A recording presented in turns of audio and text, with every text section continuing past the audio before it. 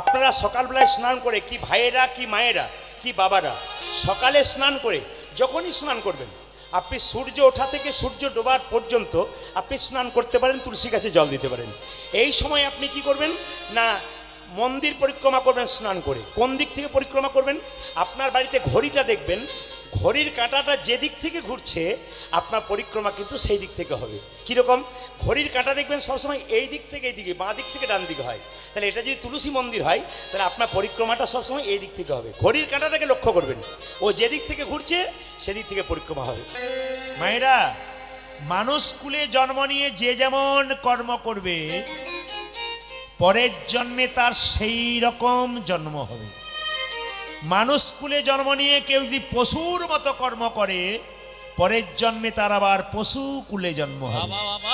মানুষ কুলে জন্ম নিয়ে কেউ যদি মানুষের মতো কর্ম করে তবে পরের জন্মে মানুষ হবে। আর মানুষ কুলে জন্ম নিয়ে কেউ যদি মহাপুরুষের মতো কর্ম করে তারা দ্বিতীয় জন্ম হবে না, তার গোবিন্দের চরণ। কেন? যে ধানকে সেদ্ধ করে মাঠে ছড়ানো হয় তার যেমন দ্বিতীয় গাছ হয় না, যে দেহ হরিনামে সিদ্ধ হয়ে যায় তার দ্বিতীয় জন্ম হয় না, তার গোবিন্দের চরণ প্রাপ্ত হয়। এইবার দেখুন, আপনাদের এই গ্রামে কেউ যদি মারা যায়, মারা গেলে তাকে দেখলেই বুঝবেন উনি স্বর্গে গেলেন না নরকে গেলেন। বাঁ দিকে গন্ডগোল হচ্ছে, আপনারা একবার শব্দ করবেন না। কেন বলুন তো? আমি তো আধ ঘন্টা কীর্তন গান গাইব, তারপর তো চলে যাব, 30 মিনিট গাইব, তারপর চলে যাব, সব শুনতে শুনতে শেষ হয়ে যাবে। পিছনে তো চিৎকার কেন? পেছনে রান্না হচ্ছে। 30 মিনিট শুনে সব ভয় খেয়ে গেলেন নাকি? তাহলে আমি 3টে পর্যন্ত কীর্তন করব, রাজি আছেন? এখন বলছেন 3টে পর্যন্ত কীর্তন করবো, রাজি আছেন? 3টে মানে ভোর 3টে বলি নাই, 3 ঘন্টার কথা বলেছি। খুব ভাবনা চিন্তা করব। এইদিকে মায়েরা, আমি যে জায়গায় ছিলাম, মানুষ কুলে জন্ম নিয়ে আপনি যখন মরবেন তখন আপনাকে দেখলেই বোঝা যাবে আপনি স্বর্গে গেলেন না নরকে গেলেন। আমি বলি নাই, যারা জ্ঞানীজন আছেন বইপত্র পড়েন, বইটার নাম বলে দিই। জগত ও আমি, ডক্টর পঞ্চানন ভট্টাচার্য বলছেন যে আপনাদের গ্রামে কেউ যদি মারা যায়, মৃত্যুর সময় তো আপনারা অনেকে দেখতে যান, দেখার পর যদি দেখেন মুখটা বিভৎস ভয়ঙ্কর হয়ে গেছে, মায়েরা বলে না, বাবা দেখে এলাম গো, 3 দিন ঘুমাইনি ভয়ে, জানবেন ইনি যাচ্ছেন নরকে। আর আপনার মৃত্যুর পর যদি আপনাকে দেখে মনে হয় আপনি ঘুমাচ্ছেন, মরেন নাই, আপনি যাবেন স্বর্গে। জন্ম হোক যথা তথা, কর্ম যেন তোমার ভালো হয়। 2, আপনি এই গ্রাম থেকে যখন বলো হরি হরি বল বলে শ্মশানে আপনাকে নিয়ে যাওয়া হবে, গ্রামের লোক যদি বলে এ মেয়েটা খুব ভালো ছিল রে, খুব কৃষ্ণ ভক্ত ছিল, এই দাদা খুব ভালো লোক ছিল, কৃষ্ণ ভক্ত ছিল, চলে গেল, জানবেন ইনি যাচ্ছেন স্বর্গে। আর আপনার মৃত্যুর পর কেউ যদি বলে এই বেটা মরল, ভালো হলো, গ্রামটা শান্তি হলো, জানবেন ইনি যাচ্ছেন নরকে। এইবার ভাগবত কি বলল দেখুন। ভাগবত বলল যে আমাদের শরীরে 9টা ছিদ্র দিয়ে প্রাণ বেরোয়। একটু গুনে নেবেন 9টা ছিদ্র কি কি। 2টো চোখ, 2, 2টো কানের ছিদ্র, 4, 2টো নাকের ছিদ্র, 6, একটা মুখের ছিদ্র, 7, ওপর দিকে 7টা, নিচের দিকে 2টো, পায়ু এবং উপস্থ, প্রস্রাব পায়খানা দ্বার। এখন যদি ভাগবত বলছে যদি এই 7টা দরজা দিয়ে প্রাণ বেরোয় তাহলে কিন্তু আপনি স্বর্গে গেলেন, আর যদি নিচের দরজা দিয়ে কারো প্রাণ বেরোয় আপনি নরকে গেলেন। প্রশ্ন করবেন কি করে বুঝবো যে আমার এই দিকে প্রাণ গেল না নিচের দিকে গেল? ভাগবত প্রমাণ করে দিয়েছে, বলে কি, আপনি যখন মরবেন যদি কেউ হাঁ করে মরে জানবেন ওনার মুখ দিয়ে প্রাণ গেল। আবার দেখবেন ওনাকে তাকিয়ে তাকিয়ে মরে, তার মানে বুঝবেন ওনার চোখ দিয়ে প্রাণ গেল। অনেকের মৃত্যুর সময় দেখবেন তার কানের ফুটোগুলো মোটা হয়ে গেছে কিংবা খসখস করছে, জানবেন ওই দিকে প্রাণ গেল। কিংবা নাকের ফুটোগুলো মোটা হয়ে গেছে, খসখস করছে, জানবেন ওই দিকে প্রাণ গেল। যদি এই 7টা দরজা দিয়ে কারো প্রাণ যায় 100% ভাগবত বলছে উনি যাচ্ছেন স্বর্গে। আর আপনার মৃত্যুর পর যদি পায়খানা প্রস্রাব করে ফেলেন তাহলে জানবেন ওই দিকে আপনার প্রাণ গেছে, আপনি নিম্নগামী, মানে নিচের দিকে চলে গেলেন। এই জন্য মানুষ কুলে জন্ম নিয়েছেন, বলা যায় না কে কখন চলে যাবে। যাবার আগে কিছু ভালো কাজ করে যান যেন আপনার জীবনটা সুন্দর হয়। দেখুন, ইনি যেদিন মারা গিয়েছিলেন আপনারা কি সবাই কেঁদেছিলেন? না, কেঁদেছিল কারা? এর সঙ্গে যা সম্পর্ক ছিল, সম্বন্ধ ছিল তারা। আপনারা দুঃখ পেয়েছিলেন। মহাপ্রভু চলে গেছেন সন্ন্যাস নিয়ে, সবাই কাঁদছে, কিন্তু কেউ কেউ বেশি করে কাঁদছে। কে কে কাঁদছে? মাথুর লীলা ভগবান করলেন কেন? তিনি বৃন্দাবন ছেড়ে মথুরায় গেলেন কেন? রাধারানীকে 100 বছরের জন্য ছেড়ে। একটু লক্ষ্য করবেন। হ্যাঁ, তিলক দেবেন না, একবার বন্ধ করুন, তিলক বন্ধ করুন, একবারে বন্ধ করুন, গোটা গানটাই নষ্ট হবে। একবার তিলক বন্ধ করুন। মায়েরা সবাই লক্ষ্য করুন, কৃষ্ণ রাধারানীকে ছেড়ে 100 বছরের জন্য বৃন্দাবনে ছেড়ে মথুরায় গেছে, তাই তো? এখন দেখতে হবে কৃষ্ণ কেন রাধাকে কাঁদালো। একদিন বিরজার কুঞ্জে কৃষ্ণ বিরজার সঙ্গে লীলা করছে, সেই সময় নারদ মুনি বীণাটি হাতে নিয়ে চলে যাচ্ছে। মায়েরা নারদকে চেনেন? জোরে বলুন হা না না। চেনেন? জোরে বলুন। এমনভাবে বলছেন যেন আপনাদের পাড়ার লোক বোধ হয়। আমি ওই নারদ বলি নাই যে আমার কথা আপনাকে আপনার কথা আমাকে লাগিয়ে ঝগড়া লাগায়, ওই নারদ নয়। যিনি রাধা গোবিন্দের মধ্যে মিলনে সাহায্য করে, ইনি হচ্ছেন নারদ। ওই নারদ বীণাটি বাজিয়ে চলেছে কোথায়? কৃষ্ণ যেখানে বিরজার কুঞ্জে লীলা করছে, সেখানে একবার দেখতে যাচ্ছে কৃষ্ণ কেমন লীলা করছে। কিন্তু কৃষ্ণ বিরজার কুঞ্জে লীলা করছে, দরজাতে শ্রীরামকে রেখেছে। শ্রীরাম, যদি কেউ আসে আমার অনুমতি ছাড়া তোর প্রবেশ নিষেধ। শিবরাত্রিতে আপনারা শিবের পুজো করেন, শিবলিঙ্গের। এখন দেখবেন, কিছু মনে করবেন না, আমাদের হিন্দুদের ধর্মটাকে নিয়ে আমরা হিন্দুরাই দেখবেন খুব উল্টো পাল্টা কথা বলি। কেন বলুন তো? আমাদের হিন্দুদের একজন বলছে, প্রদীপবাবু খুব তো কীর্তন বোঝাচ্ছেন লোককে, শিবের লিঙ্গ পুজো হয় কেন? শিব পুজো হতে পারতো, শিবের লিঙ্গ কেন পুজো করা হয়? যিনি এই প্রশ্ন করেছেন তাকে আমি উত্তর দিয়ে দিই। আগে জানতে হয়, হনুমানকে দেখবেন নারকেল দেবে, ও দেখবেন নারকেল খাবে না, এদিক ওদিক করতে করতে ফেলে দেবে, কারণ ও তো জানে না ভেতরে কি আছে, ও তো ভাঙতেই পারবে না। এই যেটা হনুমানের মতো লোক, তারা দেখবেন উল্টো পাল্টা প্রশ্ন করে। কিন্তু যারা আপনাদের মতো ভক্ত বা ভক্তিমতী মা, তারা কিন্তু ভক্তি ভরে শোনে। শুনে রাখুন, সতী যখন দেহত্যাগ করেছিল, তখন শিব মহাদেব কি করেছিল? সতীকে কাঁধে নিয়ে বিশ্ব ব্রহ্মাণ্ড ঘুরছিল। যেটা বলুন হ্যাঁ না না। সেই সময় সতীর শরীর থেকে 108টা অংশ খসে পড়েছিল। শুধু ভারতবর্ষে নয়, বিভিন্ন দেশে, পৃথিবীর বিভিন্ন দেশে 51টা অংশ পড়েছিল। কোথায়? আমাদের ভারতবর্ষে। একটু মনে রাখবেন, সেই সময় যখন সতীকে কাঁধে করে নিয়ে যাচ্ছিল, তখন শিব দিগম্বর মূর্তি ধারণ করেছিল। দিগম্বর মানে কি? শরীরে কোনো কাপড় ছিল না, বিভোর হয়ে পাগল হয়ে সতীকে নিয়ে ঘুরে বেড়াচ্ছে, তার শরীরের কাপড় খুলে গেছে, বাগঝাল খুলে গেছে। সেই সময় মুনি ঋষিদের স্ত্রীগণ শিবকে খুব সুন্দর দর্শন করছিলেন, বাবা মহাদেবকে। মুনি ঋষিরা তখন বললেন, ভোলানাথ, ওরা আমাদের স্ত্রী, তুমি উলঙ্গ হয়ে বিবস্ত্র হয়ে চলে যাচ্ছ দিগম্বর মূর্তিতে, ওরা তোমার দিকে তাকাচ্ছে, তোমার প্রতি আকৃষ্ট হচ্ছে, অভিশাপ দিলাম, তোমার লিঙ্গ মাটিতে খসে পড়ুক, তোমার লিঙ্গ মাটিতে খসে পড়ুক। যেই না শিবের লিঙ্গ মাটিতে খসে পড়েছে, মুনি ঋষিরা নির্ণয় নিলেন এখন কি করা যায়। তখন তারা প্রচার করলেন, শিবের মূর্তি যত না পুজো হবে, শিবলিঙ্গ তার চাইতে বেশি পুজো হবে। এইবার আপনাদের বুঝিয়ে দিই, একটা শুনবেন, খুব দামি কথা। এই শিবলিঙ্গটা স্থাপন কোথা করবে না? সতীর 51টা অংশ ভারতবর্ষের বিভিন্ন জায়গায় পড়েছে, তার মধ্যে যোনি অংশটা পড়েছে কামাখ্যা মন্দিরে, যেটা আমি কয়েকদিন আগে গিয়েছিলাম, দিন 5 আগে আসামে আমি গান করে এলাম, প্লেনেই গিয়েছিলাম। ভক্ত খুব ভালো, খুব দারুণ, মানে এত ভক্ত যে আমাকে যখন স্টেজে নিয়ে যাচ্ছে, আমার ভয় লাগছে, এত প্রণাম করার ধুম আর এত চাপ যে মনে হচ্ছে চেপে দেবে একবারে। পুলিশ প্রশাসন নিয়ে ওপরে নিয়ে যাচ্ছে, আবার নিয়ে আসছে। তা আপনাদের কাছে নিবেদন রইল, আসামেও প্রত্যেকটি জায়গাতে ভক্তের ভিড়।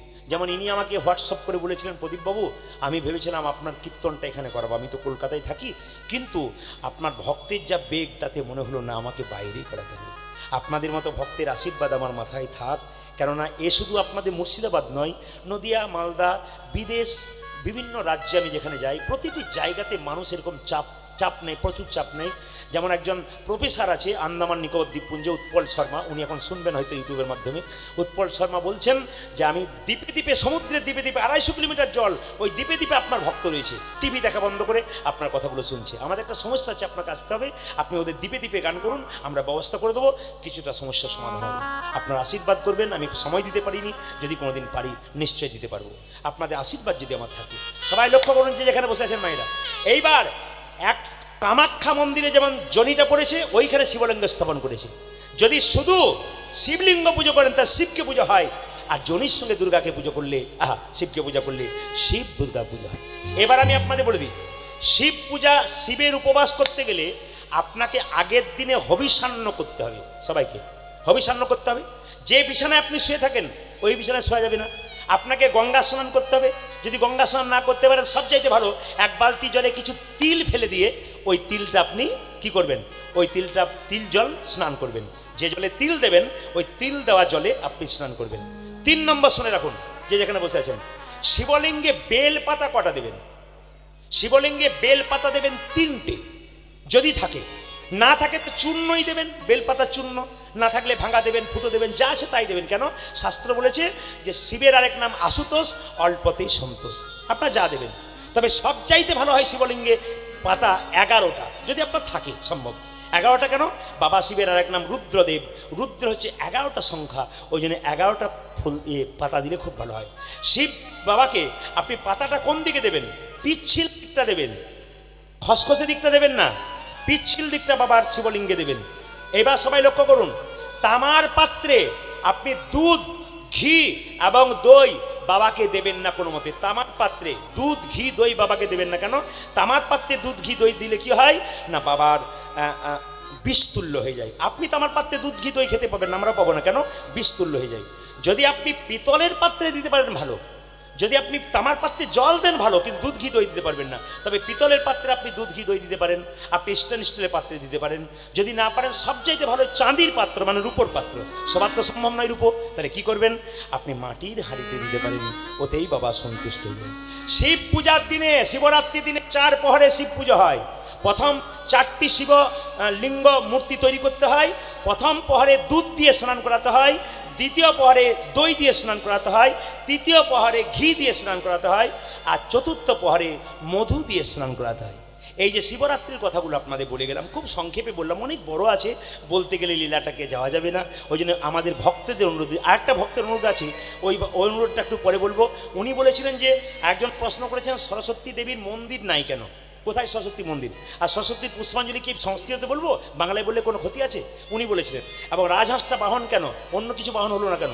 উনি খুব সুন্দর সুন্দর প্রশ্ন করেছেন। এই প্রশ্নের উত্তরগুলো খুব মানে বিনয়ীভাবে করেছেন। আমি চেষ্টা করবো মাঝখানে একবার উত্তর দেওয়ার। আপনারা কারা কারা দীক্ষা নিয়েছেন একটু হাত তুলবেন। দীক্ষা, হাত তুলুন। কারা কারা নিয়েছেন দীক্ষা? কে দিয়েছে? কে দিয়েছে? ও, কে দিয়েছেন কাগজটা? না, কে দিয়েছেন? পদাবলী পাথরে পদাবলী করুন। আপনি আসুন, কে দিয়েছেন? কি হচ্ছে এটা? পদাবলী হয়নি তো কি হচ্ছে? কে দিয়েছেন? একটু হাত তুলুন, এখানে আসুন। এই ওই কোন কে দিয়েছেন? আমি কোন ব্যক্তি যিনি কাগজটা দিয়েছেন, কোন ব্যক্তি? পদাবলী ছাড়া এটা কি হচ্ছে সেটা আমি ওনাকে জিজ্ঞেস করব। আসতে দাঁড়ান। কিছু দুষ্ট লোক থাকে কীর্তন নষ্ট করার জন্য, এদের নাম হচ্ছে দুষ্ট লোক। কেন বলুন তো? এটা মাথুর গান হচ্ছে, উনি সব জানেন মাথুর গানের পদাবলী হচ্ছে, মানে গৌরচন্দিকার যারা কীর্তন গান শোনেন, কান্দিছেন অদ্বৈত শিবা, উনি সব জানেন। কিন্তু দুষ্ট লোকের অভাব পৃথিবীতে নাই। আর যত হিন্দু জাতির মধ্যে দেখবেন শত্রুতা, অন্য জাতির মধ্যে কোনো শত্রু নয়, প্রেম ভালোবাসা আছে। যত হিন্দু জাতির মধ্যেই দেখবেন বিবাদ। ওই ব্যক্তির যদি সাহস থাকে তা হাত তুলে দেখাও, তাহলে বুঝবো যে তোমার শিকার আছে। হাত তুলে দেখাও। দেখুন ভয়ে হাতও তুলছে না, ভয়ে হাতও তুলছে না। হ্যাঁ, কিন্তু ভয়ে তো হাত তুলছে না। বেশ ঠিক আছে, হরে কৃষ্ণ, বেশ ঠিক আছে, ছেড়ে দিন। দুষ্ট প্রকৃতির লোকের সামনে তাকিয়ে লাভ নেই, উনি শুনতে থাকুন।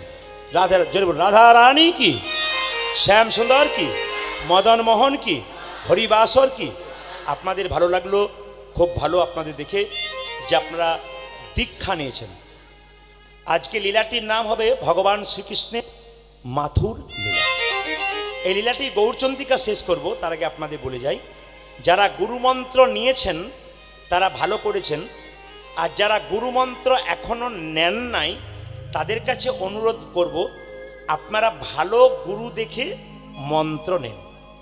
রামকৃষ্ণ দেবকে বিবেকানন্দ বলেছিল, ঠাকুর আমি যে তোমার কাছে মন্ত্র নেব, তা মন্ত্র নিতে গেলে তো কিছু দিতে হয়, তা যে বইতে মন্ত্রটা লেখা আছে ওই বইটা বলে দাও, মুখস্থ করে আমি বলে দেবো, আমার হবে না? তাহলে কিছু লাগবে না। ঠাকুর বলল, বই থেকে মুখস্থ করে মন্ত্র বললেও হবে, আর গুরুর কাছে মন্ত্র নিলেও হবে, তবে দুটোর মধ্যে তফাৎ আছে। বলে কি তফাৎ আছে? রামকৃষ্ণদেব দক্ষিণেশ্বরের কালীঘাটে, তাকাবেন, দক্ষিণেশ্বরের কালীঘাটে বসে আছেন, বিবেকানন্দ বসে আছেন। নরেন জিজ্ঞেস করছে ঠাকুর, আচ্ছা নরেন, এ গঙ্গাতে ওটা কি ভেসে আসছে? বলছে ডিঙি নৌকা। ওই নৌকাটার এখান থেকে চন্দননগর যেতে কত সময় লাগবে? তখন নরেন বলছে 4 ঘন্টা লাগবে। আচ্ছা পেছনে একটা কি আসছে? বলছে ওটা স্টিমার আসছে, ওটার সময় কত লাগবে? বলছে 1 ঘন্টা লাগবে। আচ্ছা নরেন, ওই স্টিমারটার সঙ্গে যদি ডিঙ্গি নৌকাটাকে বেঁধে দেওয়া হয় তাহলে ডিঙ্গি নৌকাটার কত সময় লাগবে?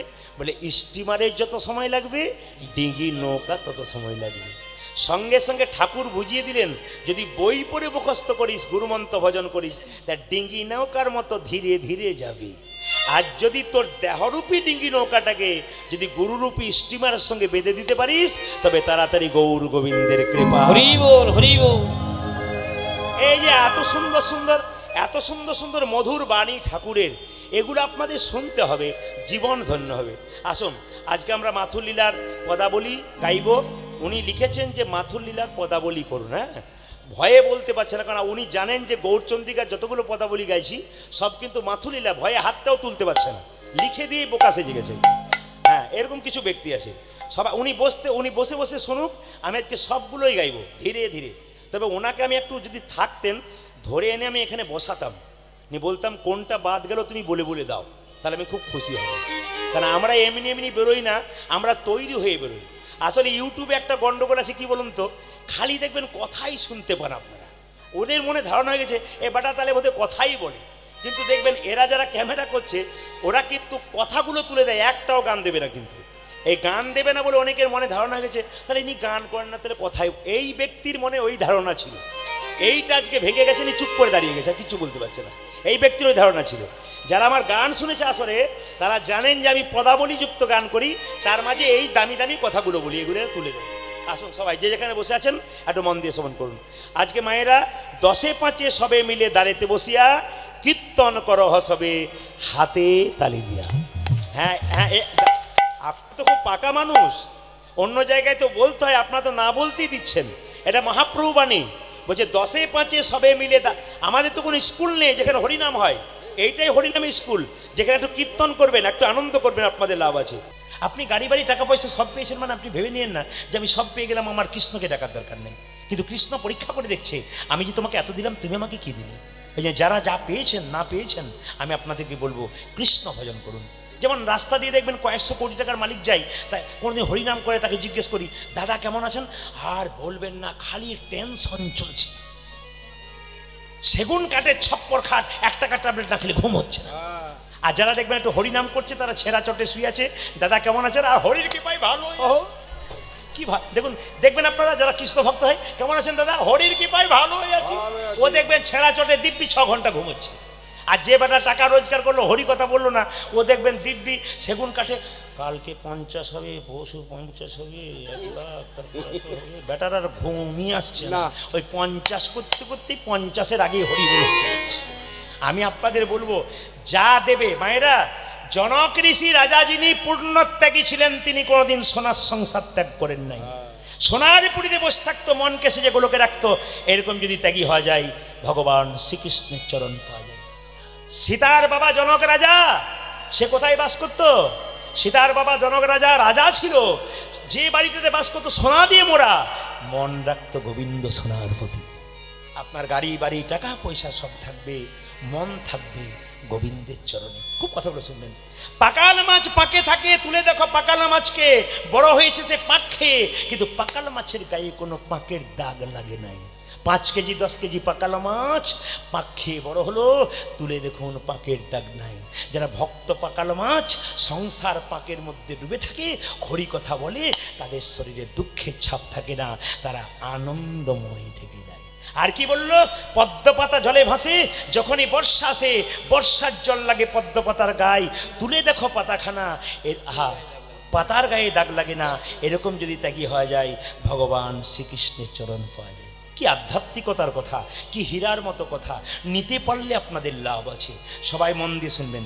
একাদশীর আগের দিনে আমি আপনাদের বলে রেখেছি, দেখবেন একাদশীর আগের দিনে ব্রাশ করতে হয়। ধরুন কালকে একাদশী, 25 তারিখে একাদশী, 24 তারিখে রাত্রিতে আপনি ব্রাশ করে নেবেন, আপনি জিভ ঝুলে নেবেন। কেন বলুন তো? না, যদি জিভ কেটে যায় একাদশীর দিনে জিভ ঝুললে, তাহলে আপনার রক্ত বেরিয়ে গেলে একাদশী হলো না। আপনি যে পেস্টটাতে লবণ নিচ্ছেন, লবণ দেওয়া পেস্ট, ওটা মুখে দিলে আপনার একাদশী হলো না। আগের দিনে আপনি পেস্ট করলেন রাত্রিবেলা সবার সময়, সকালবেলায় কী করলেন? গরম জল দিয়ে কুল্লি করে দিলেন। নিয়ম আছে কিছু। সকালবেলায় ঘুম থেকে উঠে একটা শুভ্র পোশাক পরলেন, যদি না পারলেন মায়েরা একটা নতুন পোশাক পরলেন, না পারলে পুরাতন পোশাক পরবেন, কিন্তু শুভ্র পোশাক পরবেন। ভগবানের চরণে কি দেবেন? সবাই লক্ষ্য করুন। আমি বলতে চাই, সংসারে সুখী হতে গেলে অনেক পথ আছে, যদি শাস্ত্র পড়েন আপনারা দেখতে পাবেন। বলে কি? আপনার ছেলেকে মেয়েকে বড় করবেন, ওরা বহু দূরে চলে যাবে আর আপনার খোঁজ নেবে না। কিন্তু গোপালকে যদি সেবা করেন, আপনি যত দূরেই থাকুন, গোপালের কৃপায় আপনার সব ব্যবস্থা হয়ে যাবে। আমার গ্রামে একটা মেয়ের কিছুই ছিল না, সে শুধু হরিনাম করতো, ছেলে নাই মেয়ে নাই কেউ নাই, শেষ বয়সে ওর আর কেউ নাই। পাশের বাড়ি একটা ছেলে নিজের ছেলের মতো সেবা যত্ন করলো। তারপর সে যখন মারা গেল, গোটা গ্রাম মিলে চাঁদা দিয়ে হরিনাম করিয়ে এত সুন্দর কাজ করালো যে সাধারণ বাড়িতে এরকম কাজ হয় না, ওনার এত সুন্দর কাজ হয়ে গেল। কেন? গৌর গোবিন্দের কৃপা যদি কারো থাকে, কিছু করবে তবে তো পাবে, না করে পাবে কি করে? ব্যাংকে টাকা জমা দেবেন তবে তো সুদ পাবেন, টাকা না জমা দিলে সুদ পাবেন কি করে? এই জন্য আপনাদের কাছে নিবেদন, কিছু করুন। একাদশী মায়েরা মুসলিম সমাজে 30 দিনের মধ্যে 30 দিন যে রোজা রাখে, ভোর 4টেয় খায়, সন্ধ্যে 6টায় খায়, ওরা দেখবেন জল পর্যন্ত খায় না। জল তো দূরে কথা, ওরা থুতু পর্যন্ত গেলে না। আর আমাদের একাদশী জল খাবেন, দুধ খাবেন, পায়েস খাবেন, সব খাবেন। তাও ছেলে যদি বলে মা একাদশী করবো, চুপ এখন থেকে বদমাইশি হচ্ছে, খালি দুষ্টামি, পড়াশোনা কর, সে বৃদ্ধ বয়সে করবি, এখন নয়। আপনি গ্যারান্টি দেবেন আপনার ছেলে বৃদ্ধ হবে। কিন্তু মুসলিমদের কোনো ছেলে তার মাকে যদি বলে মা আমি রোজা রাখবো, রাখ রাখ রাখ রাখ, কোনো অসুবিধা রাখ, আল্লাহ তোকে খুব খুশি করবে রে, রাখ রাখ রাখ। ওদের মাগুলো বলে বারবার কর, আর আমাদের একবার করবি না, করলে তোর একদিন কে আমার একদিন, যে সাধু হয়ে পালিয়ে যাই, দরকার নেই। টাকা রোজগার করা মেশিন তৈরি হবি, কিন্তু কৃষ্ণ ভক্ত হবি না, আমাদের সবচেয়ে লজ্জার ব্যাপার। ভগবানকে সকালবেলা একাদশীতে কি করবেন মায়েরা? স্নান করাবেন। কি জলে? শঙ্খের জলে। বাড়িতে 2টো করে শঙ্খ রাখবেন, একটা জলশঙ্খ, একটা বাদ্য শঙ্খ। যেটা বাজাবেন ওটা এঁটো হয়ে যাচ্ছে, ওটা মন্দির থেকে দূরে রাখবেন। আর যেটা আপনি জলশঙ্খ, ভগবানের মন্দিরের সামনে রাখবেন। ওই শঙ্খের ভেতরে জল দিয়ে ভগবানকে স্নান করান প্রতিদিন। আপনি প্রতিদিন স্নান করবেন, আর ঘরের গোপালকে বা গোবিন্দকে স্নান করাবেন না, তা বললে হবে না। স্নান করানোর পর কী করবেন? এই যে কাপড় দিয়ে যেমন আমরা মুছে নিই গামছা নিয়ে, গোবিন্দকে কাপড় দিয়ে গোটা শরীরটা মুছিয়ে দিন। মুছিয়ে দিয়ে সে কাপড়টা ধুয়ে মুছে আবার রেখে দিন, কালকে দেবেন। গোবিন্দকে একটু পোশাক পরান। পোশাক পরানোর পরে কী করবেন? আপনি পোশাক পরানোর পরে একটা তুলসী পাতা গোবিন্দের চরণে 3টে দেবেন। 3টে কীরকম? না, একটা ডান পায়ে, একটা বাঁ পায়ে, একটা মাঝখানে। কেন? ভগবান যখন বামন অবতার ধারণ করেছিল, তখন নাভি থেকে তার একটা পা বেরিয়েছিল, ওই পাটাকে উদ্দেশ্য করে আমরা মাঝখানে তুলসী পাতা দিই। সবার কাছে নিবেদন হলো, যে যেখানে বসে আছেন, আর কি করবেন? শঙ্খের জল দিয়ে যে স্নান করাবেন, যে জলশঙ্খটা বাড়িতে রাখবেন, মাথায় রাখবেন। শঙ্খ বাড়িতে রাখতে গেলে শঙ্খের ওপরে তুলসী পত্র দিতে হয়। যার বাড়িতে শঙ্খ রেখেছেন, তুলসী পত্র দেন নাই, তার উপরে শঙ্খ রাখাটাই বেকার হয়ে গেল। জলশঙ্খের ওপরে বারবার তুলসী পাতা রাখবেন। যদি বাড়িতে নারায়ণ শিলা থাকে, তবে আগে তুলসী পাতা, তারপর নারায়ণ শিলা রাখবেন। নারায়ণ শিলার ওপর তুলসী পাতা নয়, আগে নারায়ণ শিলা, তুলসী পাতা, তারপর নারায়ণ শিলা। গোবিন্দকে স্নান করিয়ে তার কপালে তিলক দেবেন, তার চরণে ফুল দেবেন। কোন ফুল দেবেন না? শ্মশান ঘাটে ভালো ফুল ফুটেছে, ওই ফুল দেবেন না। যে ফুলের উগ্রগন্ধ, ওটা গোবিন্দকে দেবেন না। যে ফুলে কাঁটা আছে, ওই গোবিন্দকে দেবেন না। যে ফুলটা কুঁড়ি, ওটা গোবিন্দকে দেবেন না। যে ফুলটা অজায়গা কুজায়গায় হয়েছে, ওটা গোবিন্দকে দেবেন না। যে ফুলটা সাদা ফুল, যেটা সুস্থ ফুল, কাঁটাযুক্ত নয়, সেই ফুল গোবিন্দের চরণে ভক্তি করে দিন। কিন্তু শেষ কথা বলে রাখি, ফুল গাছ থেকে যে এতদিন ফুল তুলেছেন, আপনারা গাছকে বলে তুলেছেন? জোরে বলুন হ্যাঁ না। তা গাছ তো কথা বলে না, বলে কী লাভ আছে? কিন্তু যদি কোথাও না বলে না হয়, চুরি করে না হয়, তাই যখন এবার থেকে ফুল তুলবেন, তখন গাছের সামনে গিয়ে বলবেন, হে বৃক্ষ মাতা, তুমি যে বক্ষ বিদীর্ণ করে ফুল দিয়েছো, ওই ফুল গোবিন্দ সেবায় লাগাবো, তুমি যেন কৃপা করে কিছু হলে আমাকে কষ্ট দিও না। কথা, এত কথা যদি বলতে না পারেন, ফুল গাছের সামনে যাবেন, গলায় কাপড়টা দেবেন, মা বৃক্ষ মা, ফুল তুলছি, তোমার যদি কোনো কষ্ট হয় গোবিন্দ সেবায় লাগাবো, তুমি আমায় নিজ গুণে ক্ষমা করে দিও। বাস এই কথাটা বলে আপনি ফুল গোবিন্দ সেবায় দেবেন। একটু বলুন তো, যেজন কৃষ্ণ ভজে সে বড়। শূন্যস্থান পূরণ করুন। যেজন কৃষ্ণ ভজে সে বড়। একটু জোরে বলুন, যেজন কৃষ্ণ ভজে সে বড় চতুর। মানে কৃষ্ণের চাইতে আপনারা চালাক। হ্যাঁ, সত্যিই চালাক। একটা প্রমাণ দিয়ে দিই। কৃষ্ণ চালাক না ভক্ত চালাক, একদিন ভগবান বসে আছে আর একটা বুড়ি মা 60 বছর বয়স 20 বছর ধরে ডাকছে, হে গোবিন্দ দেখো দাও দেখো দাও দেখো দাও দেখো দাও। লক্ষ্মীনারায়ণকে বলছে একবার যাও, বলে কেন? ভক্তের ডাকে সাড়া দেওয়া তোমার কর্তব্য। তখন সঙ্গে সঙ্গে ভগবান বলছে যাবো না, বলে কেন? কলিযুগের ভক্ত বটে, আমাকে উল্টো পাল্টা বলবে, আমি ঠিক করতে পারবো না। বলছে না তোমাকে যেতে হবে। ভগবান এসে বলছে বুড়ি তুমি কি চাও? বুড়ি তখন বলছে আমার 3টে জিনিস নাই, দাও। আমার চোখে দেখতে পাই নাই, চোখ দাও। আমার ছেলের বিয়ে হয় নাই, বিয়ে দিয়ে দাও। আমাকে সোনা দানা টাকা পয়সার মালিক করে দাও। ভগবান বলছে বুড়ি তুই ডাকলি বছর 20, সে তুই এই চাইলি? বলছে না ঠাকুর আমার 3টেই চাই। ভগবান বলছে 3টে দেবো না। বুড়ি বলছে তোমাকে ডাকতেও ছাড়বো না। মায়েরা, বুড়ি ডেকে যায় আর ভগবান চলে যায়। এখন ভক্তের ডাকে ভগবান যেতে পারে না। ভগবান এসে বলল বুড়ি চোখও পাবি, ছেলের বিয়েও পাবি, সোনা দানা পাবি, তা তো হবে না, যা চাইবি চা, 1টা দেবো 2টো দেবো না। তখন বুড়ি তখন বলছে হে গোবিন্দ, ছেলের যদি বিয়ে হয় তাহলে সোনা দানা পাবো না, সোনা দানা পেলে আমি চোখ দেখতে পাবো না, তাহলে আমার হবে না, আমার 3টে চাই। বলছে না তোকে 3টে দেবো না, কথা দিলাম 1টা দেবো, যা চাইবি তে এনে। বুড়ি তখন বলছে তুমি যদি যাও ডালে ডালে, আমি যাই পাতায় পাতায়, আমি এমন একটা বর চাইবো 1টাতেই 3টে চেয়ে নেবো। ভগবান মনে মনে ভাবছে বল তুই কি চাস। ভগবানকে বুড়ি বলছে 5 মিনিট বসো। ভগবান বলছে আমি 5 মিনিট কেন 50 মিনিট বসবো, তুই বল। যেই না বলেছে 50 মিনিট বসবো বল। ভগবান চুপ করে বসে আছে। বুড়ি বলছে ছেলের বিয়ে হবে, সোনা দানা হবে, টাকা পয়সা হবে, চৌকো পাবো, কী করে হয়? হ্যাঁ গোবিন্দ পেয়ে গেছি। বলে কি? আমাকে 1টি বর দাও, আমি যেন সোনার খাটে বসে নাতি নাতনিদের খেলা করতে দেখতে পাই। কেমন দিয়েছে বুঝতে পারছেন ডোজটা? আমি যেন সোনার খাটে বসে নাতি নাতনিদের খেলা করতে দেখতে পাই। সোনার খাট মানে কত টাকার মালিক, নাতি নাতনি হয়েও গেল, সুদ সমেত পেয়ে গেল, ছেলের বিয়ে হয়ে গেল। তাহলে যে জনে কৃষ্ণ ভজে সে বড় চোখও পেয়ে গেল, আর সে বড় চতুর। সবাই লক্ষ্য করুন, বিন্দেকে জিজ্ঞেস করছে তুমি কি জন্য এসছো? বলছে একটা পাখি হারিয়ে গেছে। কোন পাখি? আমি দেখেছি, আমি যখন কলেজে পড়তাম অনেক দূরে বাসে আমি নামতাম রাত্রি 8টার সময়। আমার বাবা তখন হ্যারিকেনের আলোটা করে নিয়ে বাস স্ট্যান্ডে দাঁড়িয়ে থাকতো রাত্রি 8টার সময়, ছেলে আসেনি বলে। বাবা যে কি জিনিস! এই বাবারা যারা বেঁচে আছেন তাদের ছেলেদেরকে বলবো, ওনারা যতদিনে বেঁচে আছে ততদিন কিছু অনুভব করতে পারছো না। তোমার স্ত্রীকে ছেড়ে তুমি 10 দিন কোথাও কাজে বেরিয়ে যাও, তোমার বাবা বৃদ্ধ অবস্থায় বাড়িতে থাকলেও কোনো পুরুষের ক্ষমতা হবে না সেই বাড়িতে ঢুকতে, কারণ বুকের মধ্যে বল থাকে আমার বাবা বাড়িতে আছে, হরি বল হরি বল, আমার মা বাড়িতে আছে। এই হলো বাবা। দুর্গা পুজোর সময় সবার শখ পূরণ করলো, নিজে পুরনো জামাটা পরে হরি বল হরি বল। দুর্গা পূজা কাটিয়ে দিল। এরই হলো বাবা। সবাইকে দিয়ে যিনি খুশি থাকেন তিনি হচ্ছেন বাবা। আপনারা যারা বাবা হয়েছেন অনুভব করতে পারছেন, ছেলে মেয়ের জন্য, ছেলে মেয়ে আনন্দে থাকলে যারা বাবা হয়েছেন তাদের মনে হয় আমার সব আনন্দ পূর্ণ হয়ে গেল।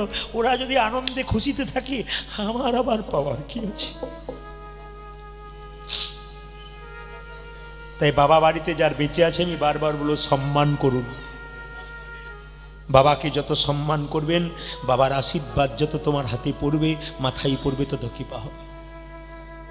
বাবা হলো বাড়ির ছাদ আর মা হলো খুঁটি। এই দুটো যেদিন চলে যাবে সেদিন বুঝবেন আসল বাড়িটাই শেষ হয়ে যাবে। মায়ের মতো আপন কেউ হয় না, যার মা নাই তার সংসারে কেউ। রাত্রিবেলায় কীর্তন শুনতে এসেছ,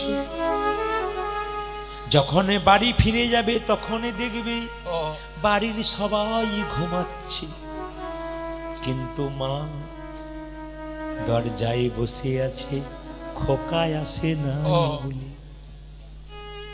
মায়ের মতো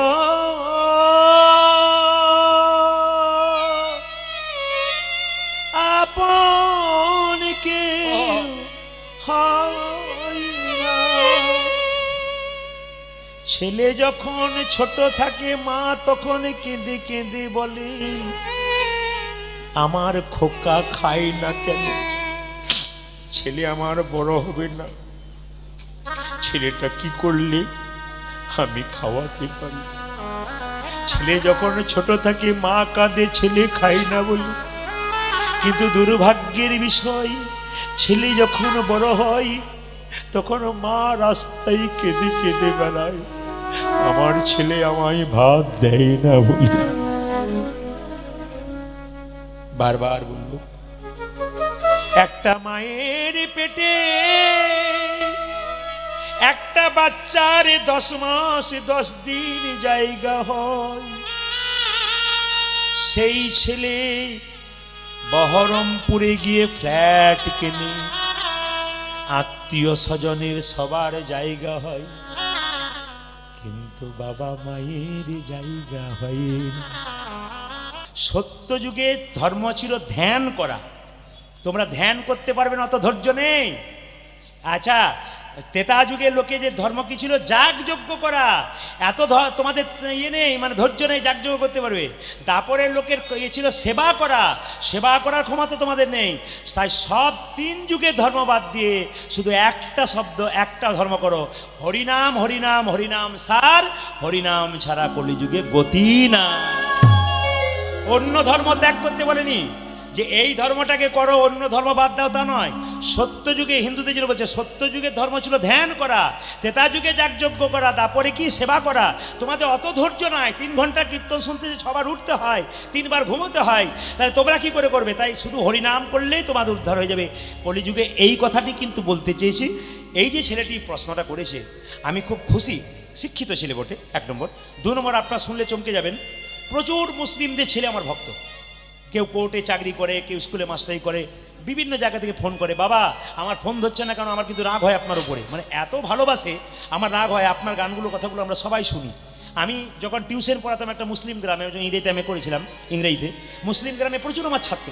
তারা এখন কেউ চাকরি পেয়ে গেছে, কেউ কোম্পানিতে কাজ করে, তারা সবাই বলে স্যার আপনার গানগুলো আমরা এখন শুনি, সবাই শুনি। তার মানে কি, মুসলিমদের ছেলে হলে কি হবে, শিক্ষিত ছেলে, জ্ঞানী ছেলে, তারা তো সব শুনবে। এখন দেখুন, সব ধর্ম কিন্তু ভালো কথা বলে, আমরা নিজেরা খারাপ। কেন বলুন তো? আমরা ঠিক বলে নিতে পারি না।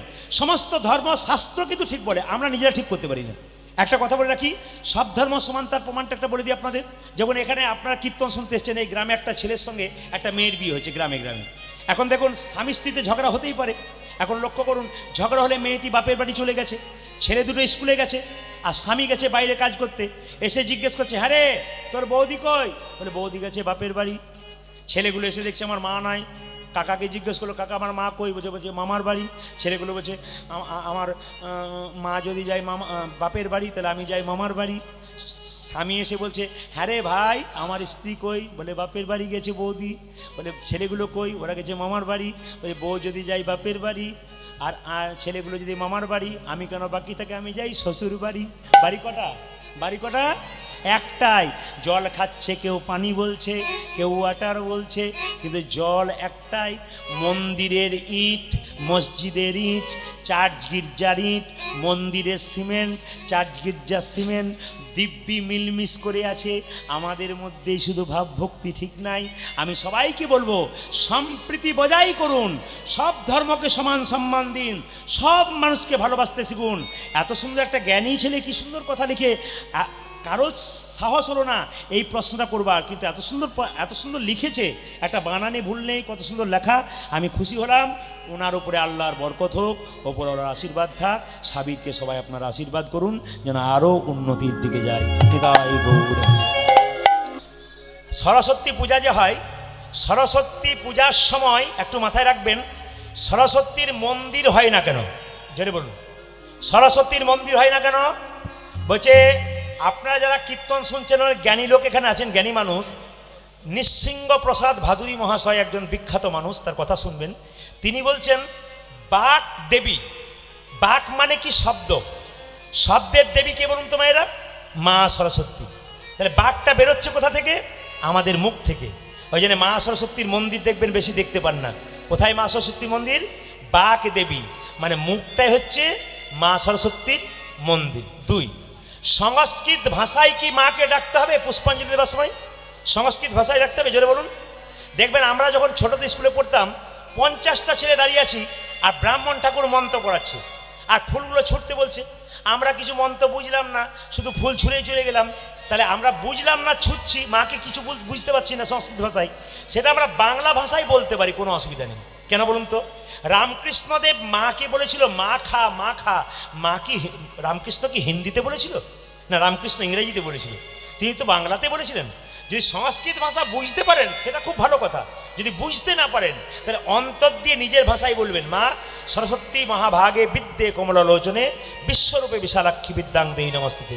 বলতে না পারলে এই বাংলাটা বলবেন, তুমি নাও মা পুষ্পের ভার, আমাকে দাও মা বিদ্যার ভার।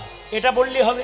এইবার দেখুন, সরস্বতী পুজোতে কুল খেতে আছে, জোরে বলুন, কুল খেতে আছে। তাহলে আপনারা কি জানেন যে কুল কেন খেতে নাই? খুব তত্ত্ব আছে কিন্তু। বলছে, পুরাণ বলছে যে ব্যাসদেব একবার ধ্যান করতে বসেছিল যে একটা বই রচনা করবে, বইটার নাম ব্রহ্মসূত্র। তো যখন ব্যাসদেব ধ্যান করছে, একটা কুলের আঁটি মাটিতে পুঁতে দিল। বলছে এই কুল থেকে কুল গাছ হবে, চারা গাছ হবে, বড় গাছ হবে, তার ফুল হবে, পাকা কুল হবে। সেই কুলটা আমার মাথায় পড়বে যেদিন, সেদিন আমি সাধনায় সিদ্ধি লাভ করবো।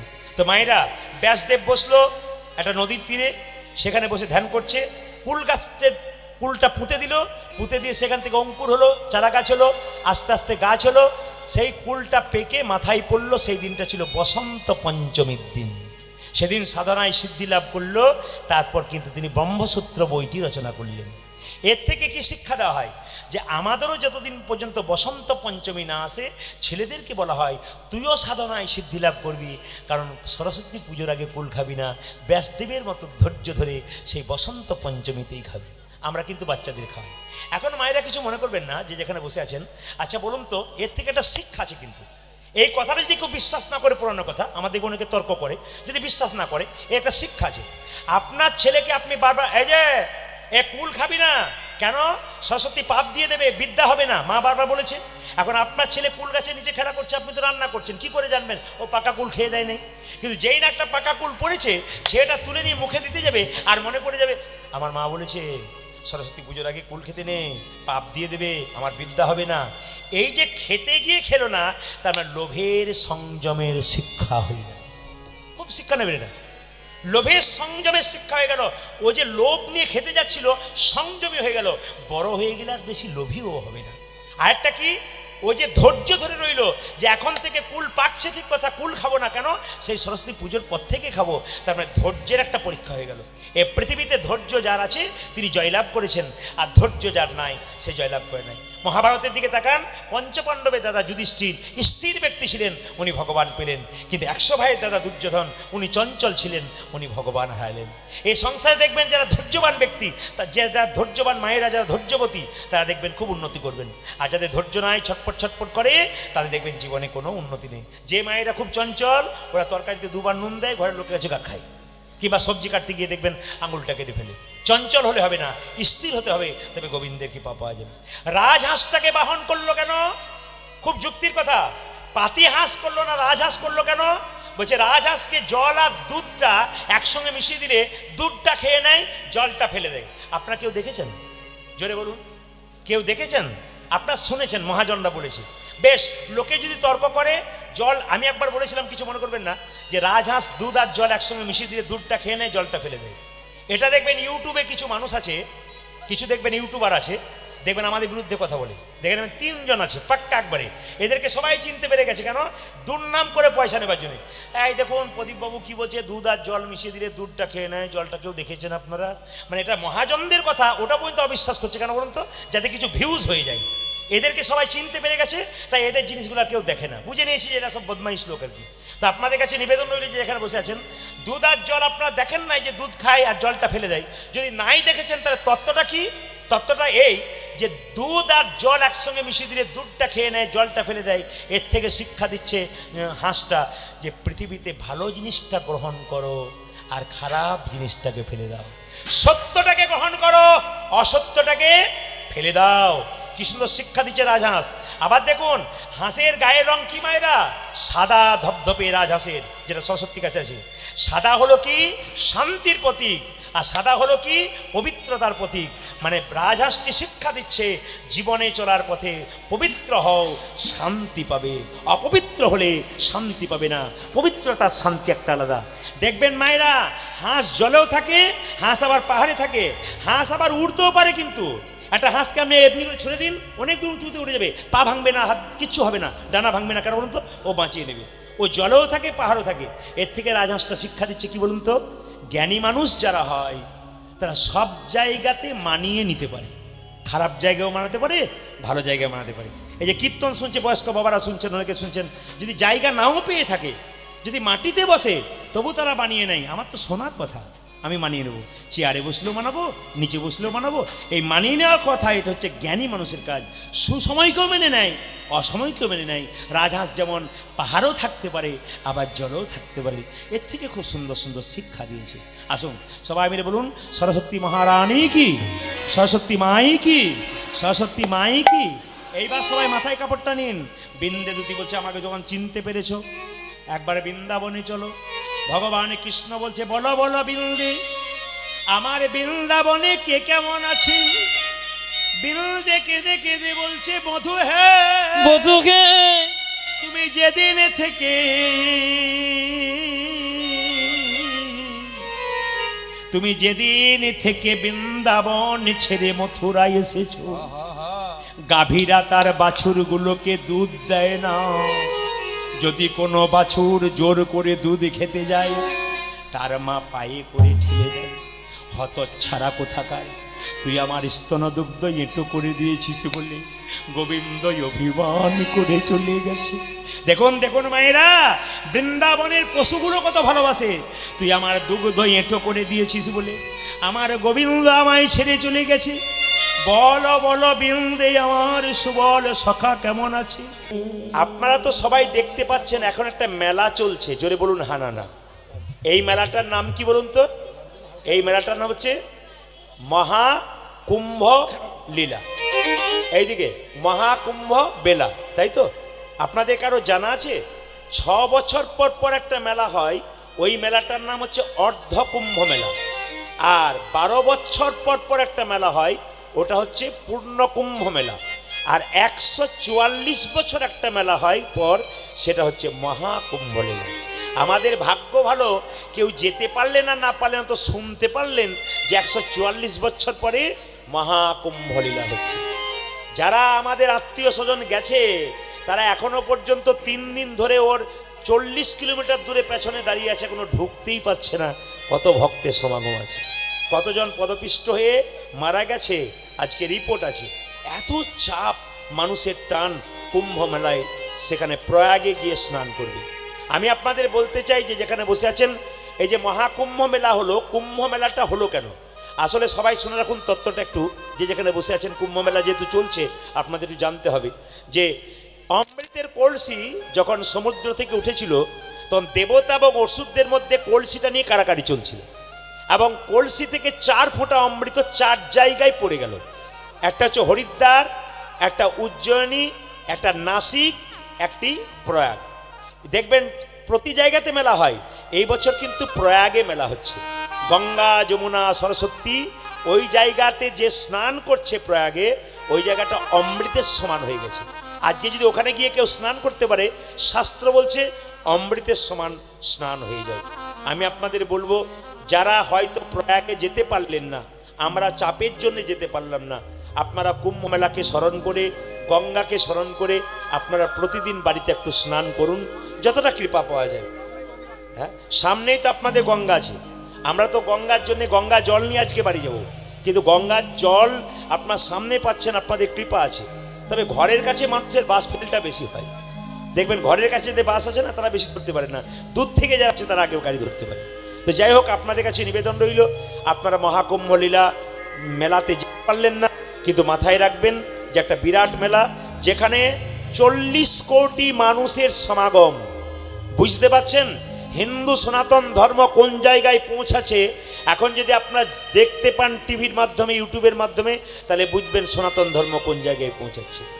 আমি আপনাদের বলতে চাই, সব ধর্মকে সমান সম্মান দিন, কোনো ধর্মকে ছোট নয়, কোনো ধর্মকে বড় নয়।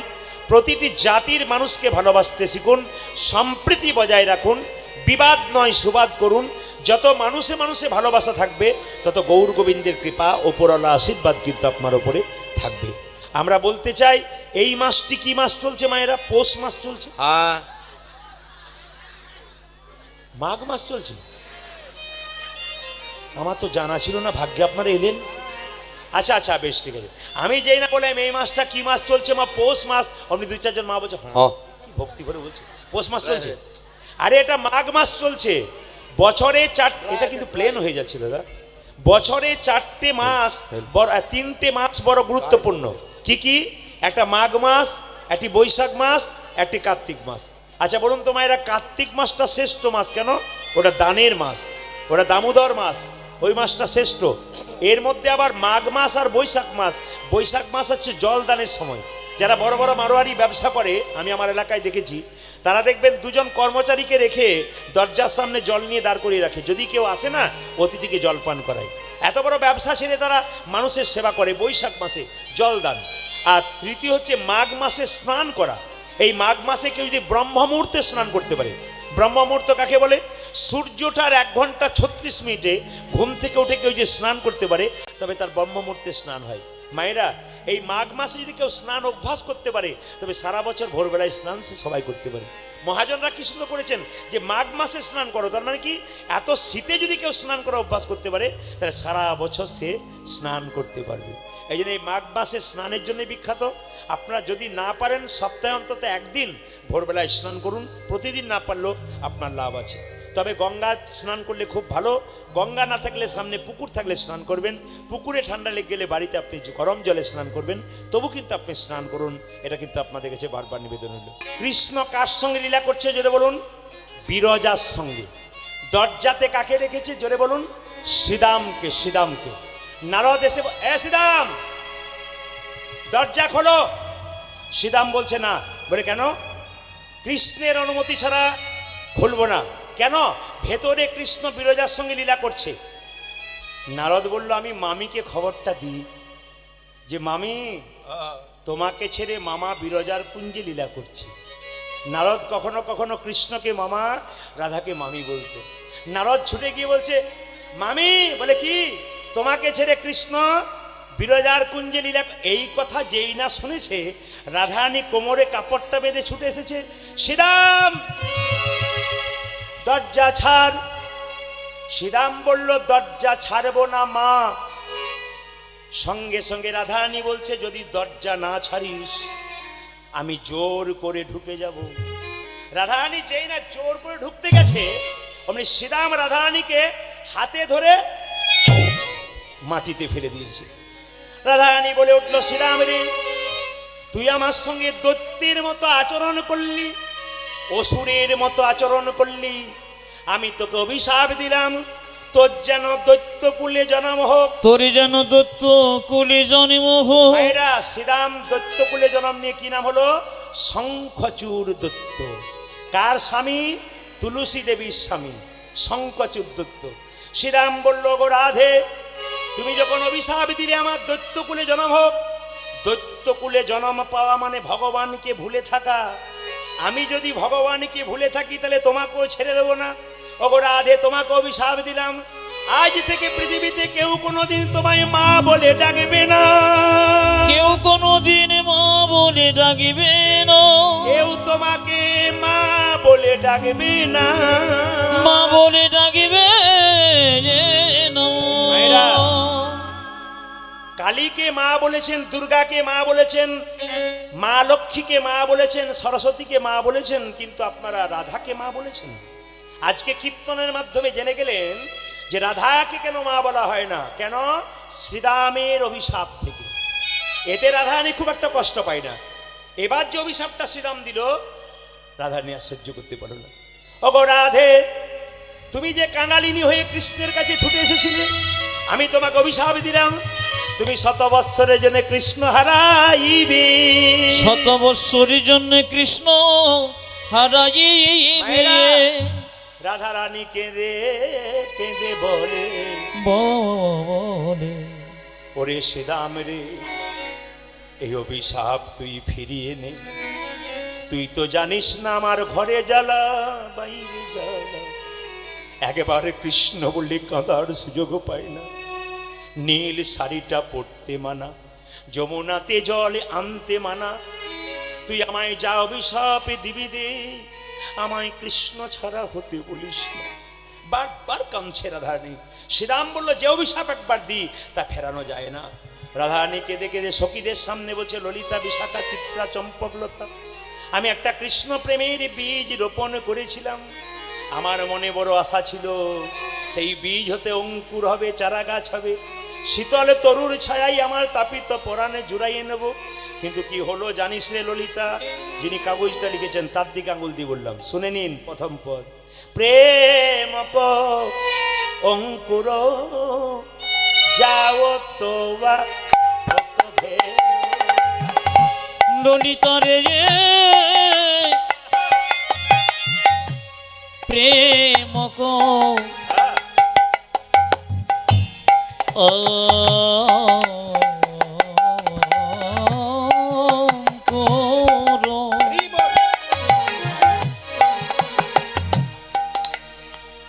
সখী যাবত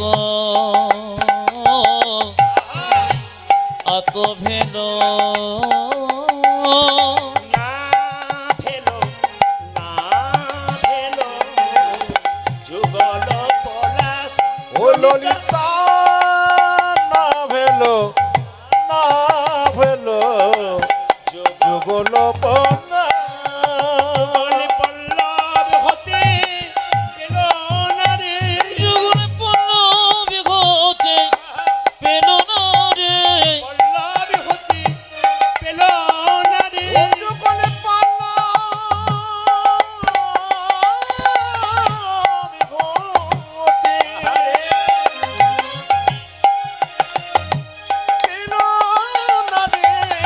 অঙ্কুরেতে বিনাশ হলো, পল্লব হতে পেলো না রে। সখী অন্তরেতে বিনাশ হলো, ও যে পল্লব হতে পেল না রে, অঙ্কুরেতে বিনাশী হলো, যুগল পল্লব হতে পেল না রে, অঙ্কুরেতে বিনাশী ওরে হলো, পল্লব হতে পেল না রে, পল্লবী হতে পেলো না রে।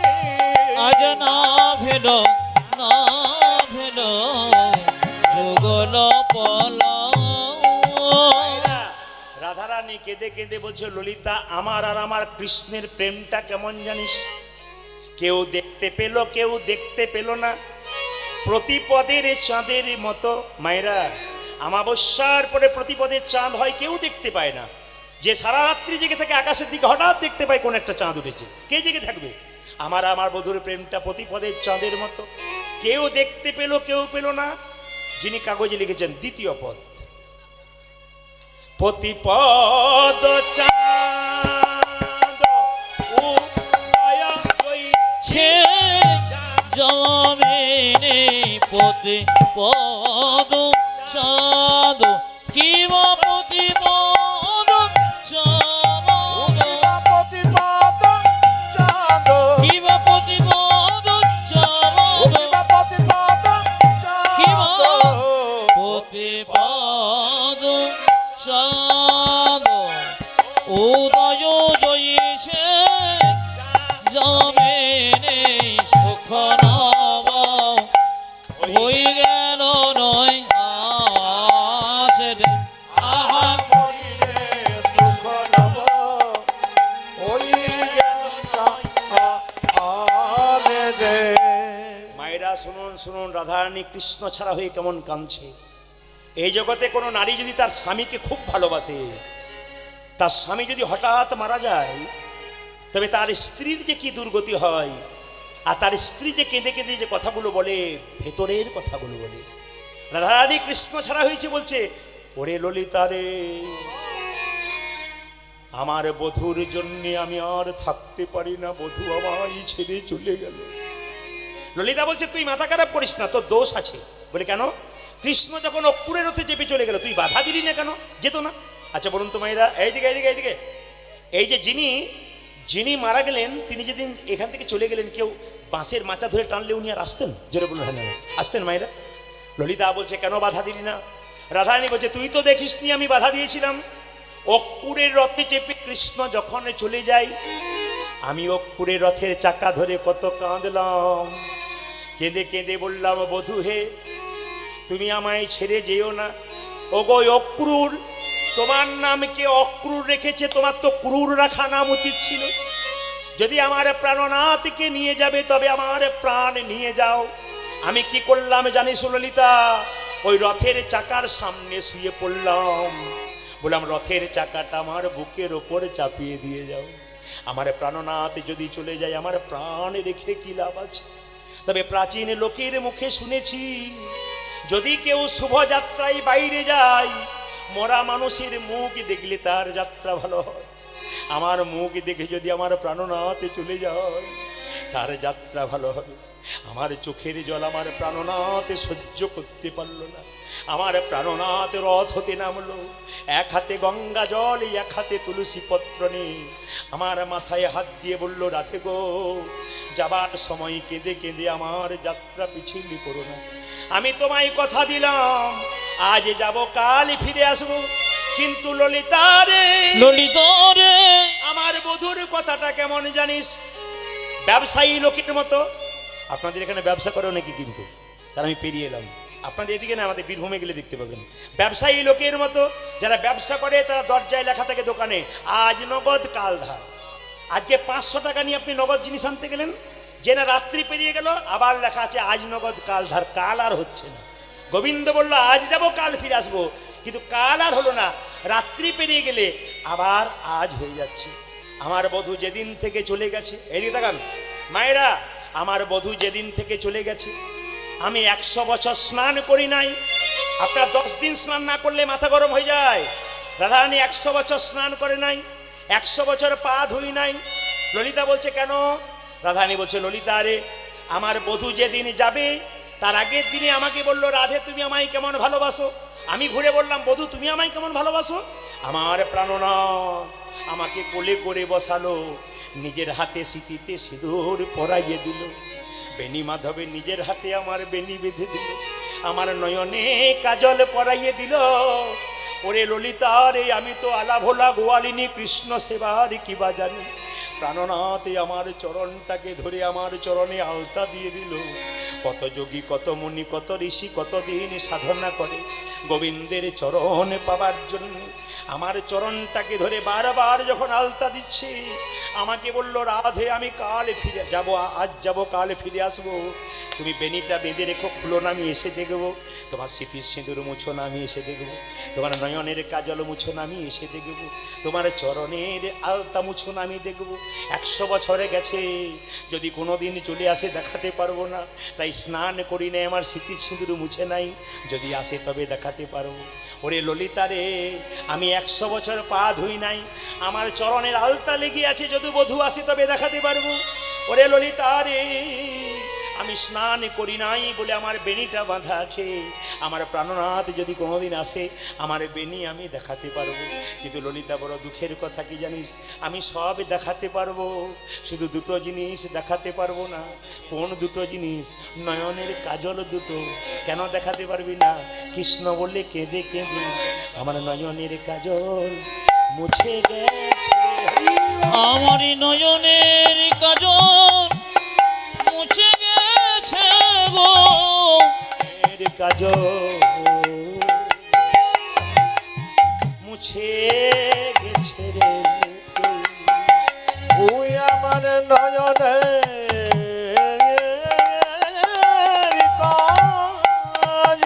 হারি বলে হারি, আজ মুছে গেছে রে। কৃষ্ণ কৃষ্ণ কৃষ্ণ বলে নয়নের কাজল মুছে গেছে। কৃষ্ণ কৃষ্ণ কৃষ্ণ বলে, কৃষ্ণ প্রাণে গোবিন্দ বলে, আজ কৃষ্ণ কৃষ্ণ কৃষ্ণ বলে, কৃষ্ণ প্রাণে গোবিন্দ বলে, কৃষ্ণ কৃষ্ণ বলে, কৃষ্ণ প্রাণে গোবিন্দ বলে, নয়নের কাজল মুছে গেছে রে। আসলে আমার সব চাইতে আপনাদের এই জায়গা ভালো লাগছে। এটা মুর্শিদাবাদ জেলা পড়ছে না? খুব ভালো জায়গা। মুর্শিদাবাদের মাটির কথা, নদিয়ার মাটির কথা, আমাদের বীরভূমের মাটির কথা, আমাদের বাঁকুড়ার মাটির কথা আমরা সব জায়গায় বলি। বীরভূমের কীর্তনিয়ারা সব পদাবলীযুক্ত কীর্তন শিখে। আমরা যখন কীর্তন শিখেছি পাক্কা গুরু ধরে শিখেছি, অত সোজা নয়। একবারে গুরুর কাছ থেকে শিখে বিদ্যা নিয়ে তারপর বেরিয়েছি, এমনি এমনি বেরোই না।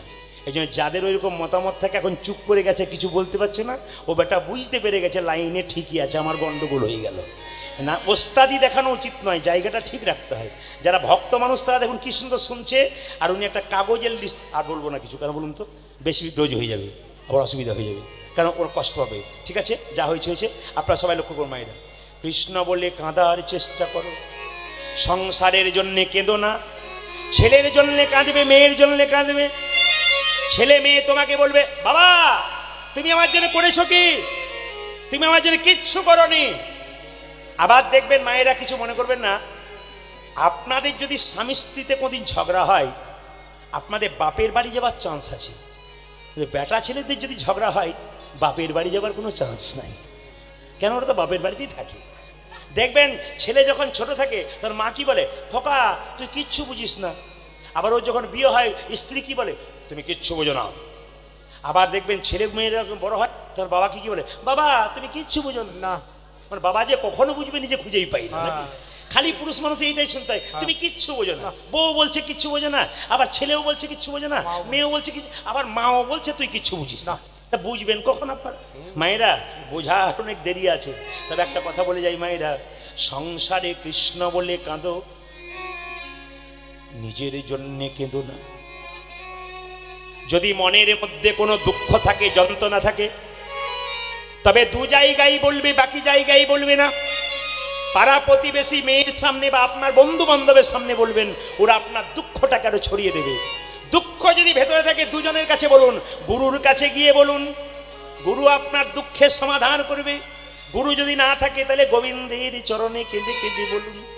রবীন্দ্রনাথ ঠাকুর একটা খুব সুন্দর কথা বলেছেন। রবীন্দ্রনাথ ঠাকুর খুব সুন্দর কথা বলেছেন যে তোমার ভেতরে যদি কোনো দুঃখ থাকে, তুমি ডুকরে ডুকরে ঘরে কাঁদো, কাঁদলে তোমার অনেক কষ্ট রেহাই পাবে। তোমার কোন ভেতরে খুব কষ্ট থাকে, একটা বাড়িতে দরজা বন্ধ করে তুমি দিব্যি কান্নাকাটি করো, কিন্তু যদি দরজায় কেউ ধাক্কা দেয়, দরজা খুলবার আগে চোখটা মুছে নিও। কেন? যে দরজা খুলতে বলছে সে যদি দেখতে না পায় তুমি কাঁদছো, সে যদি বুঝে নেয় তুমি ভেঙে গেছো, তোমাকে আরো ভাঙবার চেষ্টা করবে। এ কথা কার? স্বয়ং রবীন্দ্রনাথ ঠাকুরের।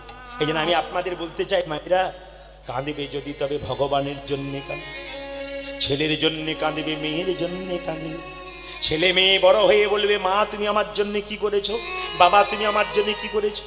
বাবা মা মনে মনে ভাববে, যার জন্য করি চুরি সে কিনা বলে আমায় চোর।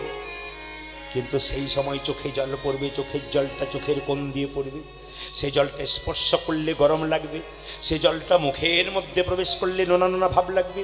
কিন্তু সারাদিন কাজের পরে কোনো ভক্তিমতী মা বা ভক্ত যদি প্রাণ গোবিন্দের চরণে একবার, হে গোবিন্দ তোমার হলাম বলে একবার যদি বল হরি বল হরি বল। গোবিন্দ তোমার হলাম বলে একবার যদি কাঁদতে পারে, ভগবান বলল তোর চোখের জলটা চোখের কোণ দিয়ে পড়বে, চোখের মাঝ দিয়ে পড়বে, কোণ দিয়ে পড়বে না। স্পর্শ করে দেখবে ঠান্ডা লাগবে, মুখের মধ্যে প্রবেশ করলে মিষ্টি মিষ্টি ভাব লাগবে। যদি কাঁদেবে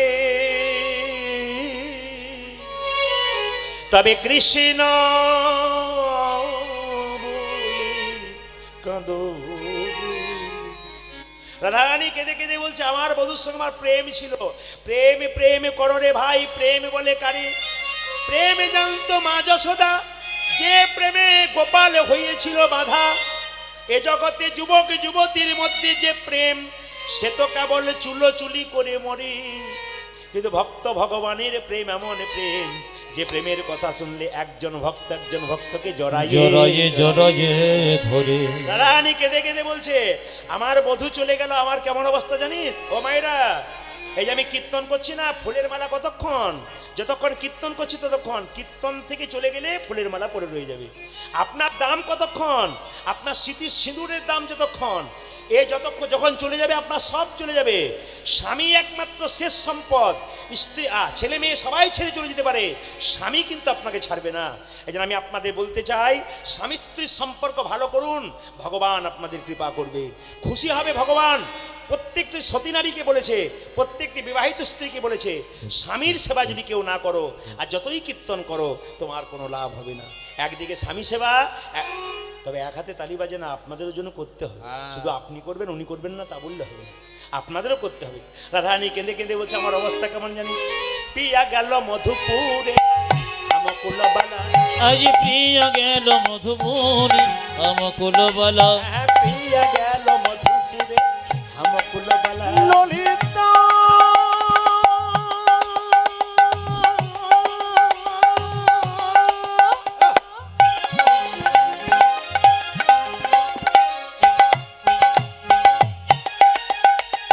সানি দানি ধাপা ধাপা মাপা মাগা মাগা রে গারে সাথা প্রিয়া গেল মধুপুরে হামকুল বালা। পিয়া গেল মধুপুরে আমকুল বালা। আজ প্রিয় গেল মধুপুরে আমকুল বালা। এই যে বিপথে পরল জইছে মালতীর মালা। আজ বিপদে পড়ল জইছে মালতীর মালা। বিপথে পরল জইছে মালতীর মালা।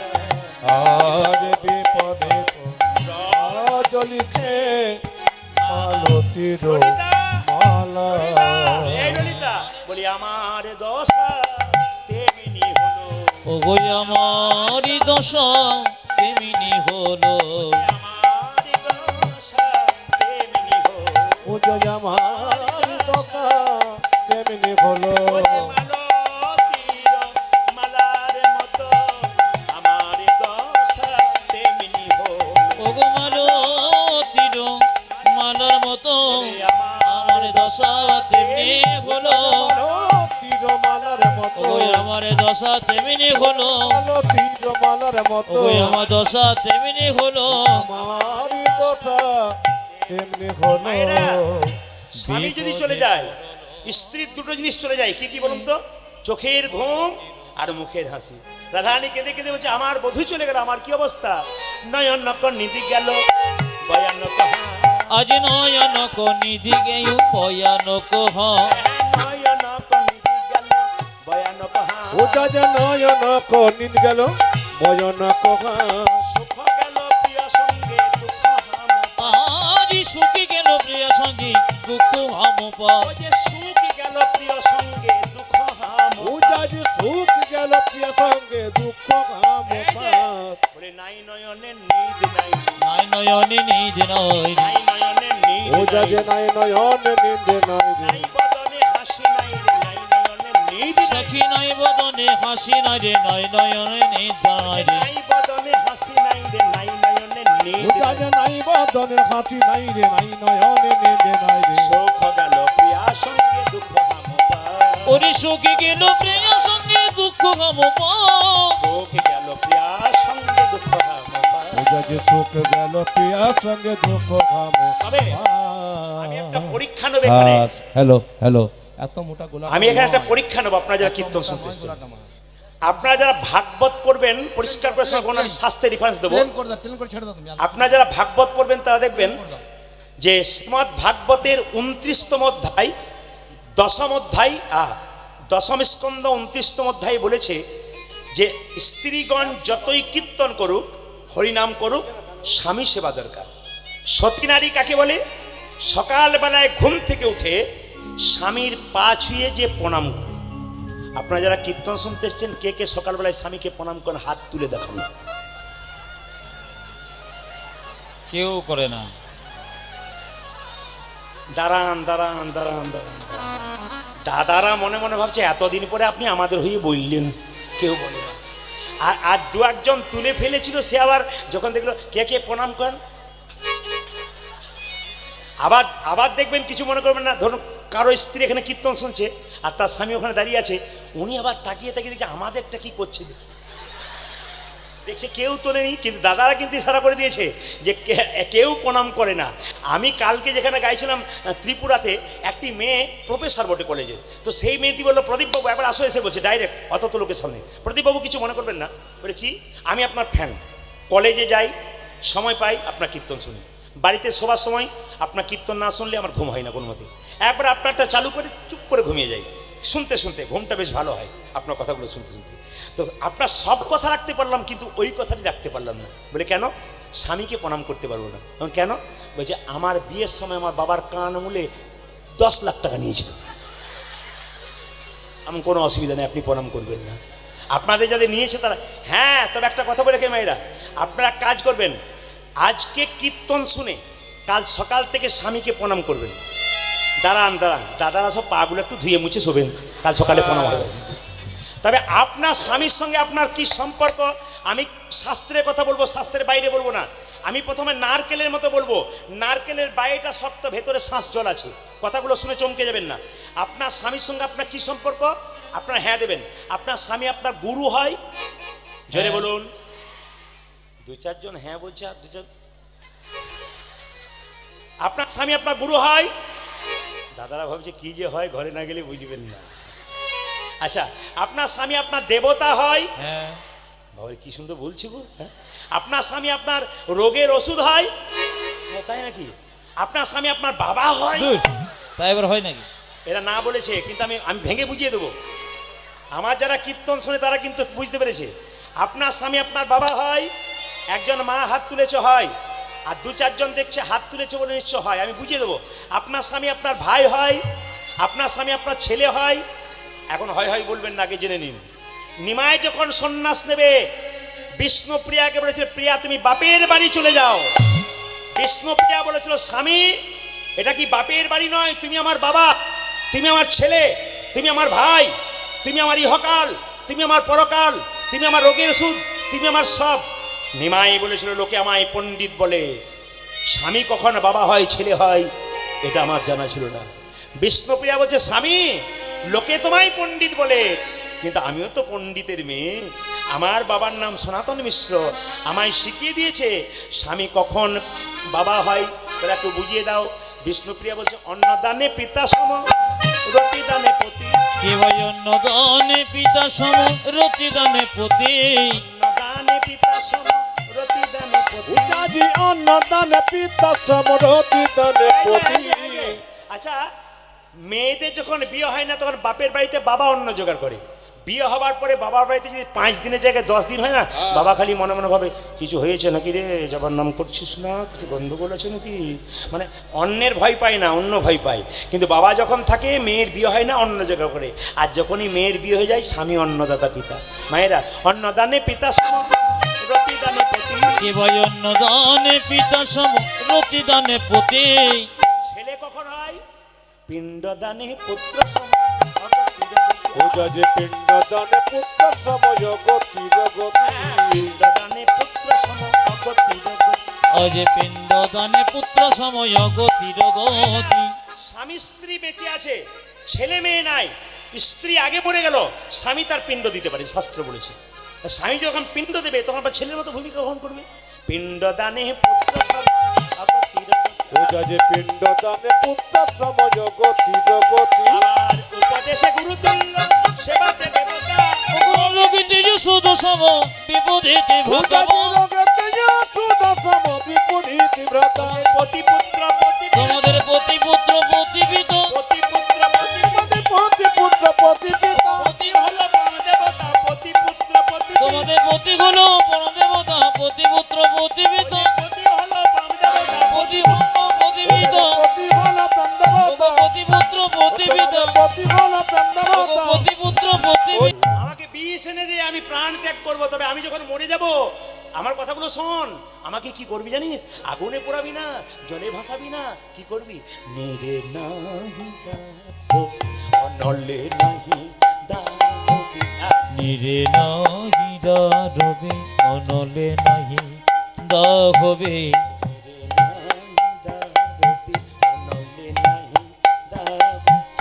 নিরে নাকি দা রবি অনলে নাকি দা হবি। আখবি তোর তমালো ডালে বেঁধে রাখি আজ রাখবি তোর তোমার ডালে আরে কি আমায় রাখবি তরু তমালো ডালে আরে কি আজ রাখবি তোর তমালো ডালে তুলে রাখি আমি গর্ব করে সব জায়গায় বলি মুর্শিদাবাদের মাটিতে পদাবলী গান গেয়ে মজা আছে, বাঁকুড়ার মাটিতে পদাবলী গান গেয়ে মজা আছে, নদিয়ার মাটিতে বা পদাবলী গান গেয়ে মজা আছে। আমি উত্তর দিনাজপুর, দক্ষিণ দিনাজপুর, আসাম যাই, ওখানে পদাবলীযুক্ত গান শোনে, ওরা ওগুলো শুনতে ভালো। কিন্তু যখনই হাওড়া, হুগলি, মেদিনীপুর চলে গেলাম এবং দক্ষিণ চব্বিশ পরগনা, ওরা কিন্তু এগুলো শুনবে না। ওরা ছোট ছোট ভক্তলীলা শুনবে। আর 3 ঘন্টার জায়গায় যদি 3.25 ঘন্টা কথা বলেন, ওরা পয়সা বেশি দেবে। কেন বলবে? তোমার কত তত্ত্ব আছে তাই দেখবো। গান তো সবাই করে, আগে তত্ত্ব দেখাও, মহাভারত রামায়ণের কথা বলো, তোমাকে দেবো আমরা। মানে একটা দিক আছে প্রত্যেকটি। এই জন্য আমাদেরকে সব জায়গাতে সব রকম করতে হয়। এই দেখুন, কেন তোকে আমি যদি মরে যাই, আমাকে কি করবি? আমায় তোমার ডালে বেঁধে রাখি, আমায় তোমার ডালে বেঁধে রাখি তোমার ডালে বেঁধে রাখি, ওই আমায় তোমার ডালে বেঁধে রাখে মরিলে আমার দেহ তোমার ডালে বেঁধে। সখী মরিলে আমার দেখো কমল ডালে বেঁধে রাখি মরিলে আমার দেহ তোমার ডালে বেঁধে। মরিলে আমার দেখো তোমার ডালে বেঁধে রাখি এত গাছ থাকতে তমাল গাছের কথা বললি কেন? ওরে, আমার বধুর গায়ের রংটা কেমন তমাল গাছের মতো। আমি তমাল বড় ভালো, আমি তোমার বড় ভালোবাসি তমাল বড়। ওই আমি তোমার বড় ভালোবাসি কাউকে যে ভালোবাসবি, ভালোবাসার কারণ তো আছে। কি দেখেছিস? আমার বধু কালো, তমাল কালো, তমাল বড়। আমার বধূ কালো তোমার কালো তোমার বড় ভালোবাসি বধু কালো, তমাল কালো, তমাল বড় ভালো। ওই আমার বধু কালো আর তোমার কালো তোমার বড় ভালোবাসি আজ রাখবে তোর তমালো ডালে তুলে রাখি রাখবি তরু তমাল ডালে আরে আজ রাখবি তোর তোমার ডালে আরে কি ললিতা, আমাকে পোড়াবি না কেন জানিস? কৃষ্ণ প্রেমে আগুনে আমার দেহ পুড়ে ছাই হয়ে গেছে।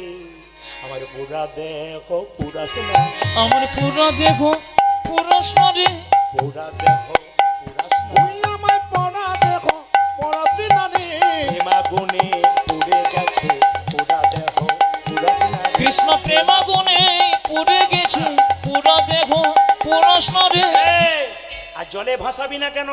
আমার দেহটা ভাসতে ভাসতে মথুরার মাটিতে, মথুরার ঘাটে গিয়ে যখন লাগবে, মথুরার মেয়েরা জল আনতে আসবে, আমার শরীরে কৃষ্ণ নাম লেখা, আমার দেহটার কোনো গতি হবে না। তারা বলবে আজ থেকে আমার বধুর নাম কেউ করবে না, বধুর নামে কলঙ্ক দেবে। তারা চিৎকার করে বলবে, দেখ দেখ, কৃষ্ণ প্রেম করেছিল, দেহটার গতি হয় নাই। কৃষ্ণ প্রেমের এই কি রীতি, ওই যে কৃষ্ণ প্রেমের এই কি রীতি কৃষ্ণ প্রেমের এই কি রীতি। দেখো কৃষ্ণ প্রেমে এ কি রীতি কেন কেন?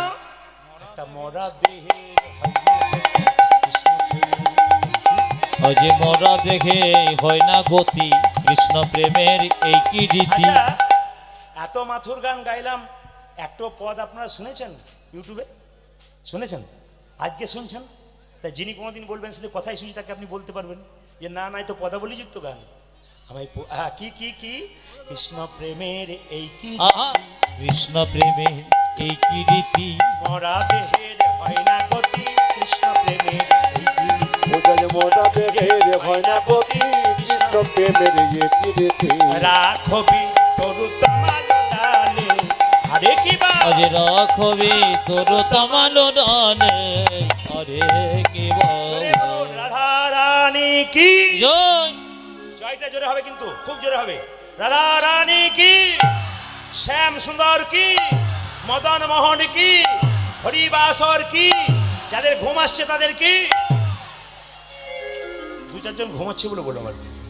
রাধা রানী কি, শ্যাম সুন্দর কি। আচ্ছা মায়েরা, রাধা কৃষ্ণের আসতে রাধা কৃষ্ণের প্রেমের কথা বললাম। এই জগতের প্রেম কেমন? হ্যালো আর গেল, না কি বলছেন? সকালে হলো আর বিকেল বেলায় গেল। রানী চণ্ডীদাসের প্রেমের কথা শুনলে চমকে যাবেন। রানী রজকিনীর মেয়ে 12 বছর ধরে পুকুর ঘাটে কাপড় ধুয়েছিল, আর 12 বছর ধরে চণ্ডীদাস ছিপ ফেলেছিল, শুধু দেখা হয়েছিল, কথা হয়। এরকম প্রেমের কথা আজকে ইতিহাসে লেখা আছে। কেন? এইরকম প্রেম করতে শিখতে হবে। ভালোবাসা যায় না, কাকে ভালোবাসতে পারে? যার বাসা ভালো, একমাত্র সেই ভালোবাসতে পারে। রাধারানী যখন এভাবে কাঁদছে, তো ললিতাকে বলছে, ললিতা আমার কি হয়েছে জানিস? আমি 1 যুগে কাঁদি না, আমি 4 যুগে কাঁদছি। কেঁদে কেঁদে দিন কেটেছে। আমি গানের মাধ্যমে বুঝিয়ে দেবো, ভাঙছি না, আপনারা শুনবেন। রাধারানী বলছে আমার 4 যুগে কাঁদছে, 1 যুগে নয়। কেঁদে কেঁদে দিন কেটেছে, আমি এমনি হত ভাগিনী। 4 যুগে আমি বড় মন্দ ভাগিনী। 4 যুগে আমি বড় মন্দ ভাগিনী। কেঁদে কেঁদে দিন কেটেছে, এমনি হত ভাগিনী। 4 যুগে আমি বড় মন্দ ভাগিনী। বড় মন্দ ভাগিনী। অনেক বয়স্ক বাবারা জ্ঞানীজন আছেন, আমি গানের দ্বারা বলবো রাধারানী কোথায় কোথায় কাঁদছে। সত্য যুগে সতী সুখী ছিলাম, সত্য নারায়ণী। দুর্বাসারি অভিশাপে হলাম মর্তবাসী। তাই ছিলাম রাম ঘরণী, জনক নন্দিনী। কই বইরি দোষে মাগো হলাম বনচারী। তারপরে মা ছিনু হই আয়ান ঘরণী। ননদিনী দোষ দিল মা, হলাম কলঙ্কি। কলি যুগে গৌর ঘরে হলাম গৌর ভামিনী। বিষ্ণুপ্রিয়া কুলবধূ হলো ও গো যোগী। কেঁদে কেঁদে দিন কেটেছে, এমনি হত ভাগিনী। 4 যুগে আমি বড় মন্দ ভাগিনী। যেই না মথুরার মাটিতে গোবিন্দকে আনতে গেছে বিন্দেদুতি, অমনি সঙ্গে সঙ্গে কি করছে দেখুন। এখন দেখুন, আপনাদের গ্রামে যখন আমি প্রথম এলাম, আপনাদের গ্রামটার নাম গৌরীপুর না? গৌরীপুর, তাই তো? ও ঠিক বলছি আমি? হ্যাঁ, আমি ওনাকে জিজ্ঞেস করলাম আপনাদের গ্রামের নাম কি? শক্তিপুর আর গৌরীপুর, মানে লাগালাগি। এখন শক্তিপুর গৌরীপুর আমি জিজ্ঞেস করছি, একজনকে জিজ্ঞেস করলাম, আমাদের ড্রাইভার জিজ্ঞেস করলো, দাদা এটা কি গৌরীপুর? বলে হ্যাঁ। আর যদি কাউকে জিজ্ঞেস করে, দাদা গৌরীপুর, জানি না, বলতে পারবো না। আর যদি মুডে বলা হয়, ও দাদা এটা কি গৌরীপুর, তোমার ভেবেছো কি তুমি আমার গ্রামে এসে তুমি লাল চোখ দেখাচ্ছ? কাজ আদায় করতে গেলে প্রেম দরকার। বিন্দেদুতি মথুরায় গেছে, আর যেতে যেতে গাইছে, একটা মেয়েকে দেখে বলছে, সই সই সই সই সই কই কই কই, সই সই সই কই কই কই, সই সই সই কই কই কই, সই সই সই কই কই কই, সই সই কই কই, সই সই কই কই, সই সই কই কই, সই সই কই কই, সই সই সই কই কই কই, সই সই সই কই কই কই, সই সই সই কই কই কই, সই সই সই কই কই কই, সই সই কই কই, সই সই কই কই, সই সই কই কই, সই সই কই কই। আমি তোমার হলাম, ওগো আমি তোমার হলাম সই, আমি তোমার হলাম, আজ আমি তোমার হলাম সই, তুমি হলে আমার সই, আমি তোমার হলাম, ওগো তুমি হলে আমার সই, আমি তোমার হলাম সই, তুমি হলে আমার সই, আমি হলাম তোমার আজ সই, তুমি হলে আমার সই, আমি হলাম তোমার সই, সই সই কই কই, আজি সই সই সই কই কই কই, সই সই কই কই কই, সই সই সই কই কই কই, দর্শনে মম আশা, আশা সই সই সই কই কই কই, দর্শন মম আশা গোকুলানন্দ কহে ওই যাহো যাহো গোসাই গোকুল আনন্দ কহে ওই যাহো যাহো গোকুলানন্দ কহে ওই যাহো যাহো উজাজি গোকুল নন্দ কই ওই যাহু যাহু ওই যে উচ্চ বাসা গো ওই যে উচ্চ বাস গোসাই গোকুল নন্দ কহি ওই যাহো যাহো ওই যে উচ্চ বাসা গো ওই যে উচ্চ বাসা যদি যেতে পারো যদি যেতে পারো যদি যেতে পারো যদি যেতে পারো ওই নারী হয়ে যদি যেতে পারো তুমি নারী হয়ে যদি যেতে পারো নারী হয়ে যদি যেতে পারো উজাজে নারী হয়ে যদি যেতে পারো তবেই দেখা পেতে পারো নারী হয়ে যদি যেতে পারো ওগো তবে দেখা পেতে পারো তুমি নারী হয়ে যদি যেতে পারো তবেই দেখা পেতে পারো নারী হয়ে যদি যেতে পারো তবেই দেখা পেতে ওগো পারো নারী হয়ে যদি যেতে পারো নারী হয়ে হয়ে যদি যেতে পারো আচ্ছা আচ্ছা আচ্ছা এতক্ষণ ধরে কীর্তন শুনলেন, এটা কি বুঝলেন মতো? রাধারানী আর কৃষ্ণ কিসে খুশি হয়? কৃষ্ণ কিসে খুশি হয়? রাধা নাম শুনলে কৃষ্ণ খুশি হয়। একবার জোরে বলুন তো, রাধে রাধে। আরো জোরে বলুন, আরো জোর সে বলনা পারেগা, আরো প্রেম সে বলো। বৃন্দে যখন মথুরায় প্রবেশ করলো, সপ্তম দ্বার পারে কৃষ্ণ আছে, রাধা নাম করে কৃষ্ণকে পাগল করবার চেষ্টা করলো। সবাই মাথায় কাপড়টা দিন, বৃন্দে রাধা নাম গাইছে। বৃন্দাবন বিলাসী বিলাসিনী রাধে জয় রাধে ও গরমণি মুকুটমণি উলধ্বনি রাধে রাধে আহা বৃন্দাবন বিলাসিনী রাধে জয় রাধে উলধ্বনি।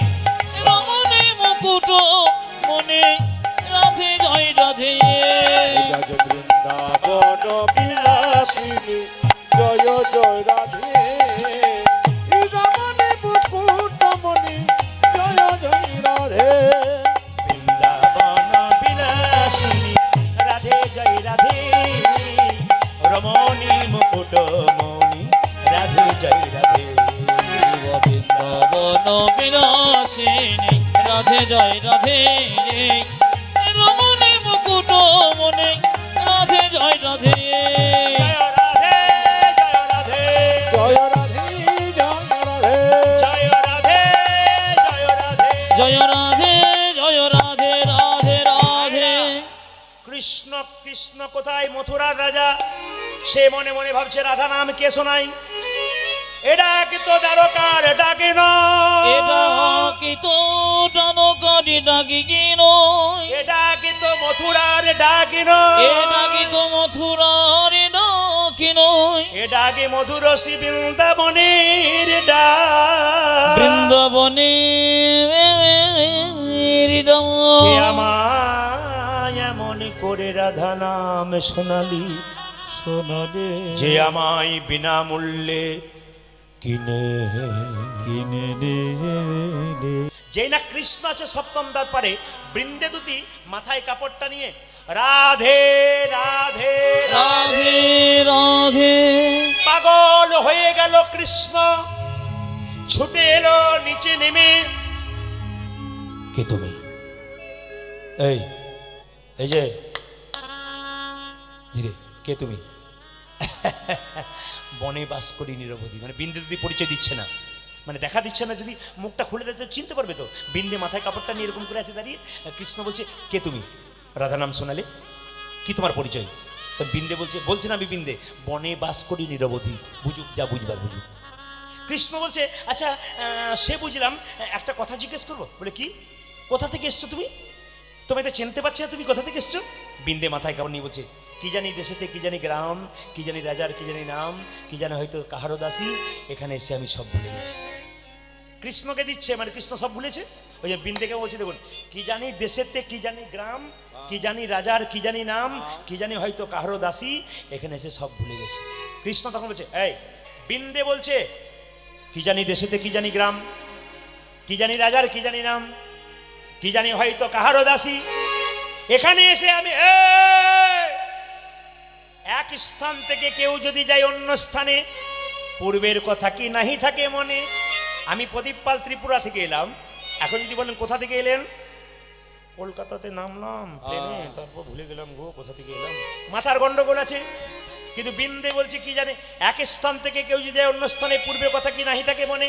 বিন্দে বলছে আপনার মথুরাপুরীতে আছে এক অদ্ভুত ক্ষমতা, এখানে যেই এসেছে সেই ভুলেছে পূর্বের কথা, আমি একা নই তুমিও। কৃষ্ণ বলছে, ভাই মেয়েটা নিশ্চয় আমার কেউ পরিচয় বটে না, এত কথা বলতে পারে। এ তোমার নাম কি, এ তোমার নাম কি গো? সঙ্গে সঙ্গে কৃষ্ণ দেখলো মেয়ে ছেলেটা আমাকে জিজ্ঞেস করছে আমার নাম কি। কৃষ্ণ চালাকি বললো, আমার নাম কৃষ্ণ। কৃষ্ণ ব্যঙ্গ করে বললো। বিন্দে তখন চালাকি করে বলছে, তুমি কোন কৃষ্ণ, উৎকৃষ্ট, প্রকৃষ্ট না নিকৃষ্ট? ভগবান মনে মনে ভাবলে এবারটা খুব চালাক বটে, কেউ বটে পরিচিতি। না না, আমার নাম কৃষ্ণ। বিন্দে বলছে, তোমার নাম যদি কৃষ্ণ, তবে তুমি বৃন্দাবনে কই, এখানে আছো বৃন্দাবনে নাই কেন? বলছে যে কৃষ্ণ রাধা বামে যতক্ষণ কৃষ্ণ মদন মোহন, তোমার রাধা কই, তুমি যদি কৃষ্ণ। বলছে আমি কৃষ্ণ নয়, কৃষ্ণ নয়, আমি কে? আমি হলাম মদন মোহন। রাধা বামে যতক্ষণ কৃষ্ণ মদন মোহন, তোমার রাধা কই? চেনা চেনা তোমায় লেগেছে, তুমি কে গো?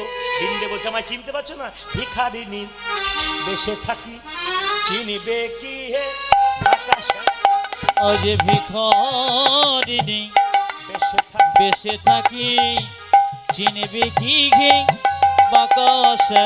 ভিখারিনী দেশে থাকি, চিনিবে কি হে আকাশে। ওই আমি ভিক্ষা দিতে বেঁচে থাকি, ভিড়বে কি যে বাগাতে।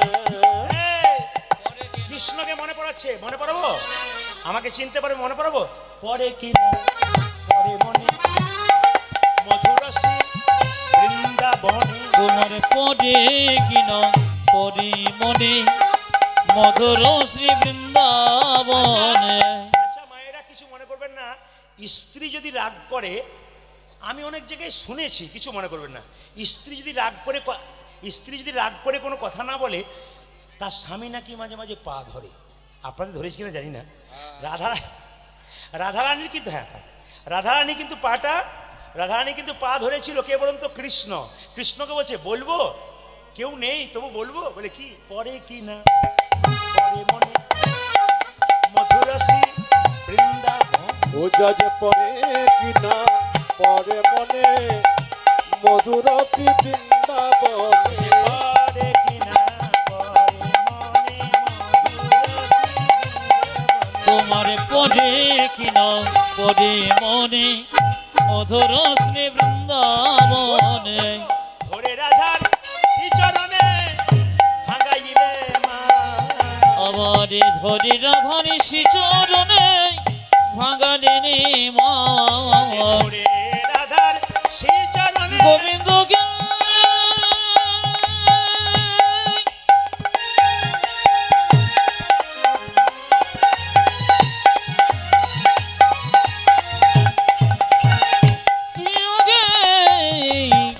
গোবিন্দ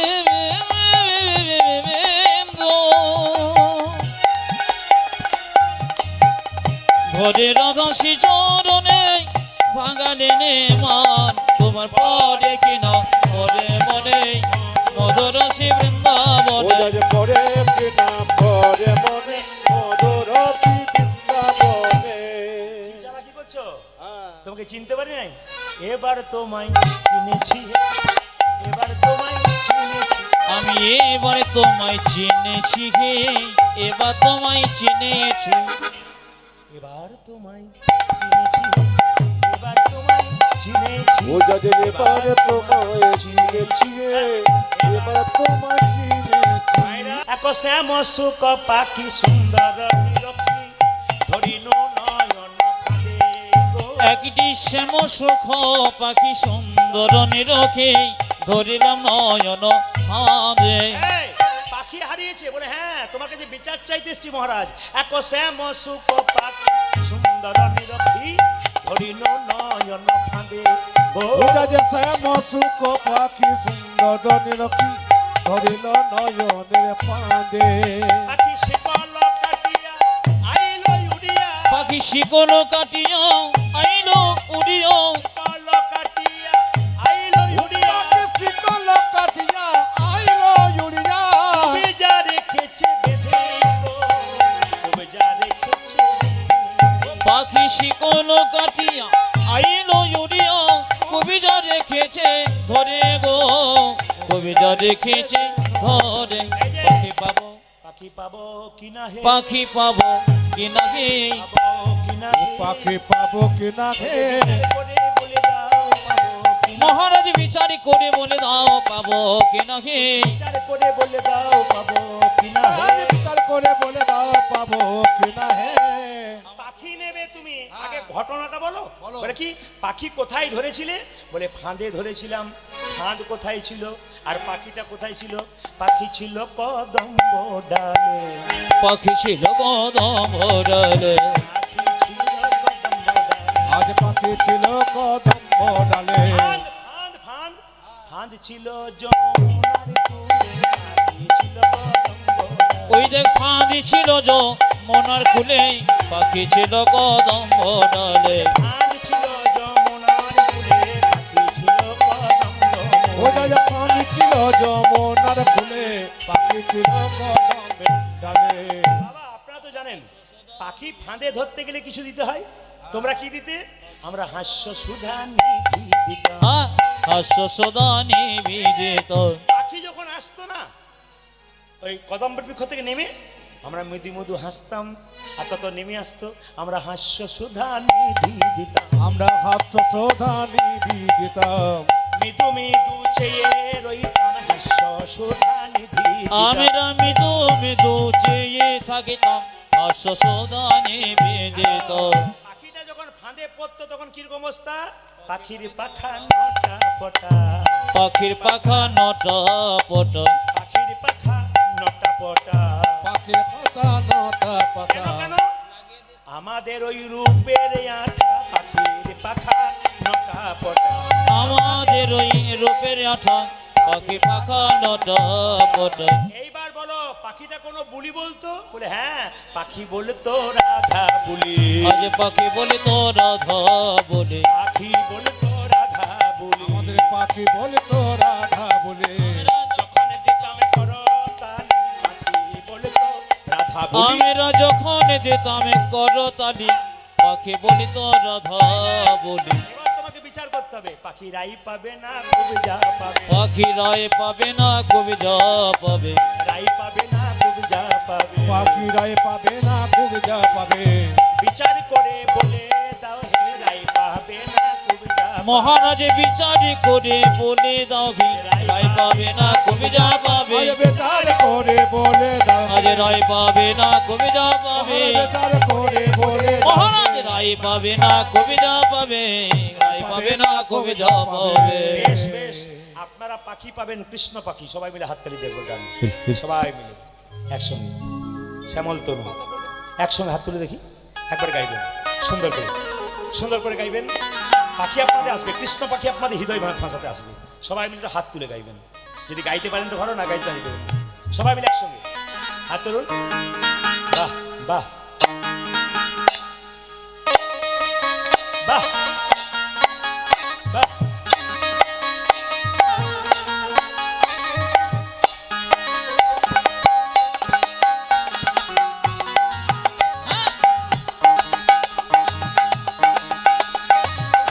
হাত তুলে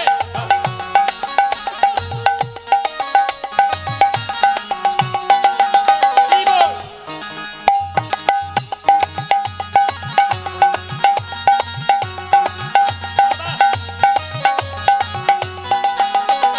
শ্যামল তনু যে হলো আবিরে লাল, আবিরে লাল, হোলি খেলছে আমার গবের গোপাল। আজ শ্যামল তনু যে হলো আবির তিলা, আবির তিলা, হোলি খেলিছে আমার ব্রজের গোপাল। শ্যামল তনু যে হলো আবিরেতে লাল, আবিরেতে লাল, হোলি খেলেছে আমার ব্রজের গোপাল। দেখো শ্যামল তনু যে হলো আবিরেতে লাল, আবিরেতে লাল, হোলি খেলিছে আমার বজ্র গোপাল। সাথে লইয়ে শ্রীরাম সুদাম যত না রাখাল। তবু সাথে লইয়ে, সাথে লইয়ে, সাথে লইয়ে শ্রীরাম সুদাম যত না রাখা। তবে আপনাদের এখানে এসে আমার খুব ভালো লাগলো। আজকের ডেটটা আমি যখন দেবো বললাম ঘর যাবার সময় তো একটা দিনও ছুটি থাকে না, কালকে সকালে গিয়ে আবার বিকালে বেরিয়ে যেতে হবে। একটা বেলার জন্য বাড়ি যাবো, আজকে গেলে গোটা দিনটা থাকতে পারতাম। মানে 12টায় আমি ফ্লাইটে নেমেছি কলকাতা থেকে, 5টার সময় বাড়ি চলে যেতাম। কিন্তু দেখলাম যে এদেরকে জিজ্ঞেস করলাম, বাবু তাহলে করে দেবো? বলছে হ্যাঁ দাদা করে দিন, কোনো অসুবিধা নেই। আচ্ছা ঠিক আছে, এই জন্য আপনাদের কাছে এলাম। কিন্তু আপনাদের এখানে এসে একটা ভালো খবর পেলাম, যেটা আমি সব জায়গায় পাই না। খুব সুন্দর খবর পেলাম, বলবো না বাদ দিয়ে দেবো, বলে দিন। আমাকে এখানে একজন গ্রাম ঢুকতেই বলল, এখানে সব পাবেন পাবেন, এই এলাকাতে কোনো মাতাল নাই। এখানে কেউ মদ খায় না।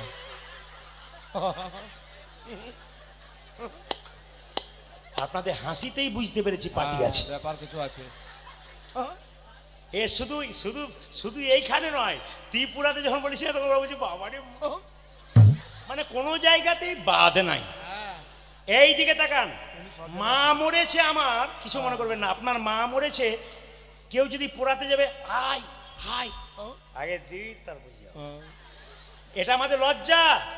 অন্য জাতির কেউ মারা গেলে যে কোনো জায়গায় নিয়ে গেলে মাথা নিচু করে নিয়ে যায়, আর আমাদের সব চাইতে লজ্জা, কেউ মারা গেলে মাতলামি করে একজনের পৌষ মাস একজনের সর্বনাশ। যার মা মারা গেছে সে কাঁদতে কাঁদতে চোখের জলে বাড়ি আসছে, আর পাড়ার লোকে মাতলামি করে ঘর আসছে। এরকম নষ্টামি কাজ আপনারা করবেন না, করতে দেবেন না, বারবার অনুরোধ রইল। আপনি চালু বন্ধ করুন, অন্য কিন্তু কেউ করতে পারবে না। বারবার নিবেদন এটা করবেন, তাতে আপনার মাকে লোক দিয়ে ভাড়া করে নিয়ে যাবেন তবু আচ্ছা, কিন্তু মাতাল নিয়ে শ্মশানে যাবেন না। কেন? আপনার মাকে পুরোনাটা গোটাই বেকার হয়ে গেল। আমি বারবার বলি। তবে সোনাকুর মায়েরা কিছু মনে করবেন না, আমি যেটা বলবার জন্য বলছিলাম, আপনাদের এই এলাকা যখন ঢুকবো গাড়িতে আমরা মানে কি বলবো, ওই আমরা চলে আসছি কারণ লোকেশন দেখে চলে আস্তে আস্তে যখন গ্রামটা ঢুকতে যাব, তখন একজন আমাকে বলছে, এ বলছে দাদা গৌরীপুর কোথায়? উনি আমাকে দেখতে গেছে, এই যে প্রদীপ বাবু। আজ আমার লাভ ভালো আছে তো মনে হচ্ছে, খালি পয়সা দিতে আসছে। কীর্তন শুনবেন মা, কিন্তু পয়সা দেবেন না। কেন দেবেন বলুন? শেষে দেবেন, আমি একটু দাঁড়াবো, কিন্তু এই সময় কেন দেবেন? আপনার ভালোবাসা আমার প্রতি থাক, কিন্তু দেবেন না। এটা আমাকে বলতে দিন আর কি। বেশ ঠিক আছে, আপনি তো আমার মায়ের মতো। বেশ বস বস, আর কি ঠিক আছে। মায়েরা আসলে আমার অ্যাকসেন্টটাই চলে গেল, ভাবটাই চলে গেল। বেশ ঠিক আছে, প্রণাম নেবেন মায়েরা, সবাই লক্ষ্য করুন। মায়েরা উনি আমাকে যেই নেবে বলছে, আমাকে দেখে চিনতে পেরেছে, বলছে এই যে প্রদীপ বাবু। বলে কি আমি শুনি আর না শুনি, আমার স্ত্রী তো প্রত্যেক দিন শুনি। আমার শোনো, দুপুরে ভাত খেয়েছো? ভাত খুব একটা খায় না। আমাকে বলছে আমি প্রতিদিন খাই, আপনার কীর্তন শুনতে যাব, কিন্তু আমি বলছিলাম আপনাকে একটা কবিতা বলতে হবে। আমাকে বলছে আমার কবিতা তো আমি জানি না, আমার তুমি জানো? বলছে আমি তো 2 লাইন জানি, বলবো? তখন উনি কি বলছেন শুনুন। বলছে এই যে উনি বলছেন, আপেলে পোকা, দুধে জল, বিড়িতে শক্তি, আর মদে বল। কি পাকা লোক আপনাদের এলাকায় আছে গো, কবিতা বলা লোক। আমাকে বলছে কত সত্য কথা বলছে, আপেলে পোকা, দুধে জল, বিড়িতে শক্তি, আর মদে বল।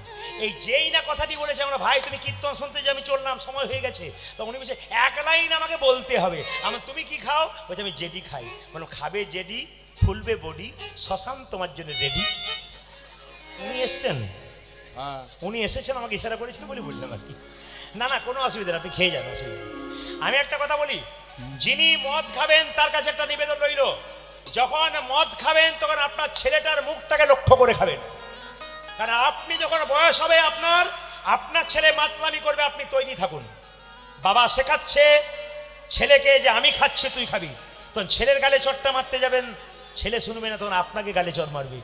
মদ আপনাকে খাচ্ছে, আপনি মদ খাচ্ছেন না। নেশামুক্ত সমাজ করুন, ভালো সংসার করুন, কৃষ্ণ সংসার করুন। আমি এইটাই চাই, বারবার আপনাদের কাছে নিবেদন করব। মায়েরা বিন্দে দুটি গোবিন্দকে আনতে এসছে, সবাই লক্ষ্য করুন, সবাই মিলে হাত তুলে একসঙ্গে যেমন গাইছিলেন, হাত তুলুন একসঙ্গে তুলুন, যেটা গাইছিলেন।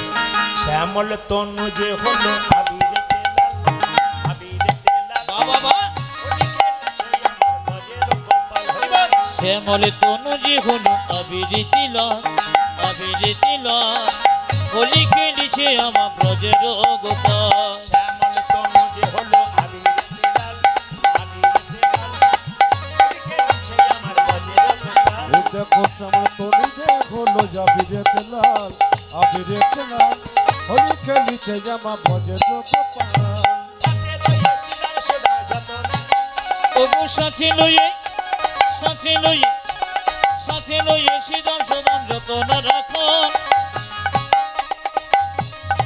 ও দেখো সাথে লইয়া সুদাম সুদাম যত না রাখান। হোলি খেলেছে আমার ব্রজের গোপাল।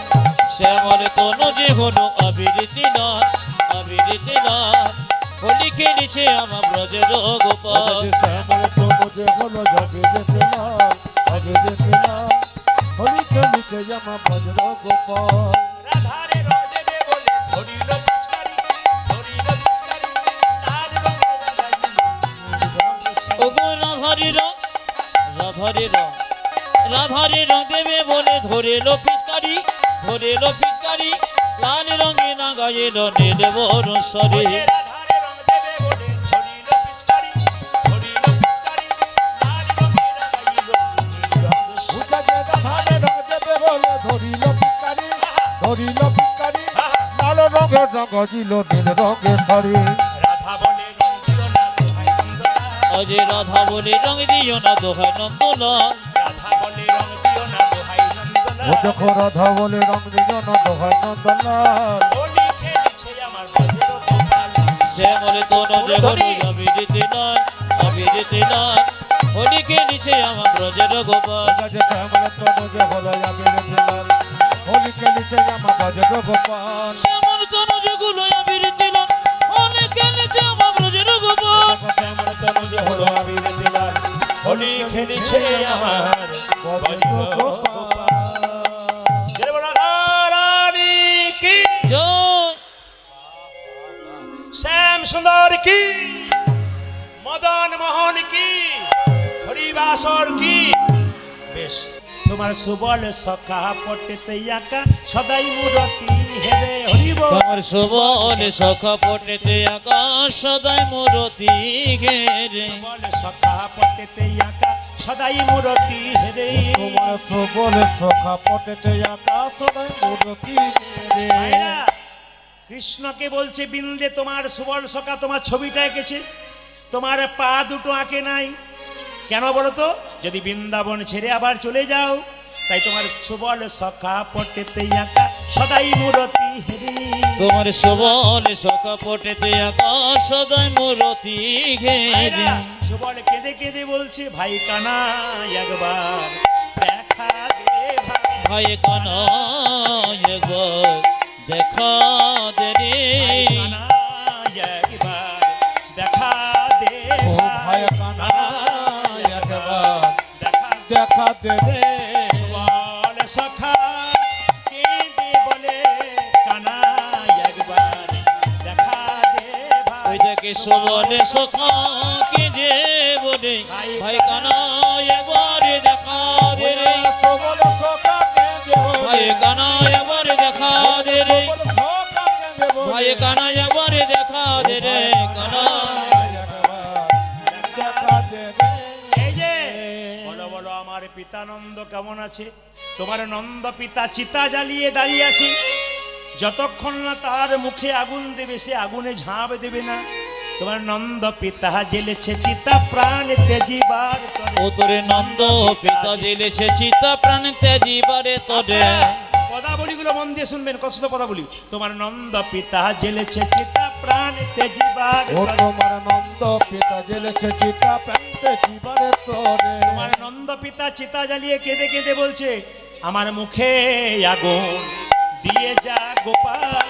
আমার মুখে আগুন দিয়ে যা আমার গোপাল। মুখে আগুন দিয়ে যা গোপাল। ও আমার মুখে আগুন দিয়ে যা গোপাল। পিতা নন্দ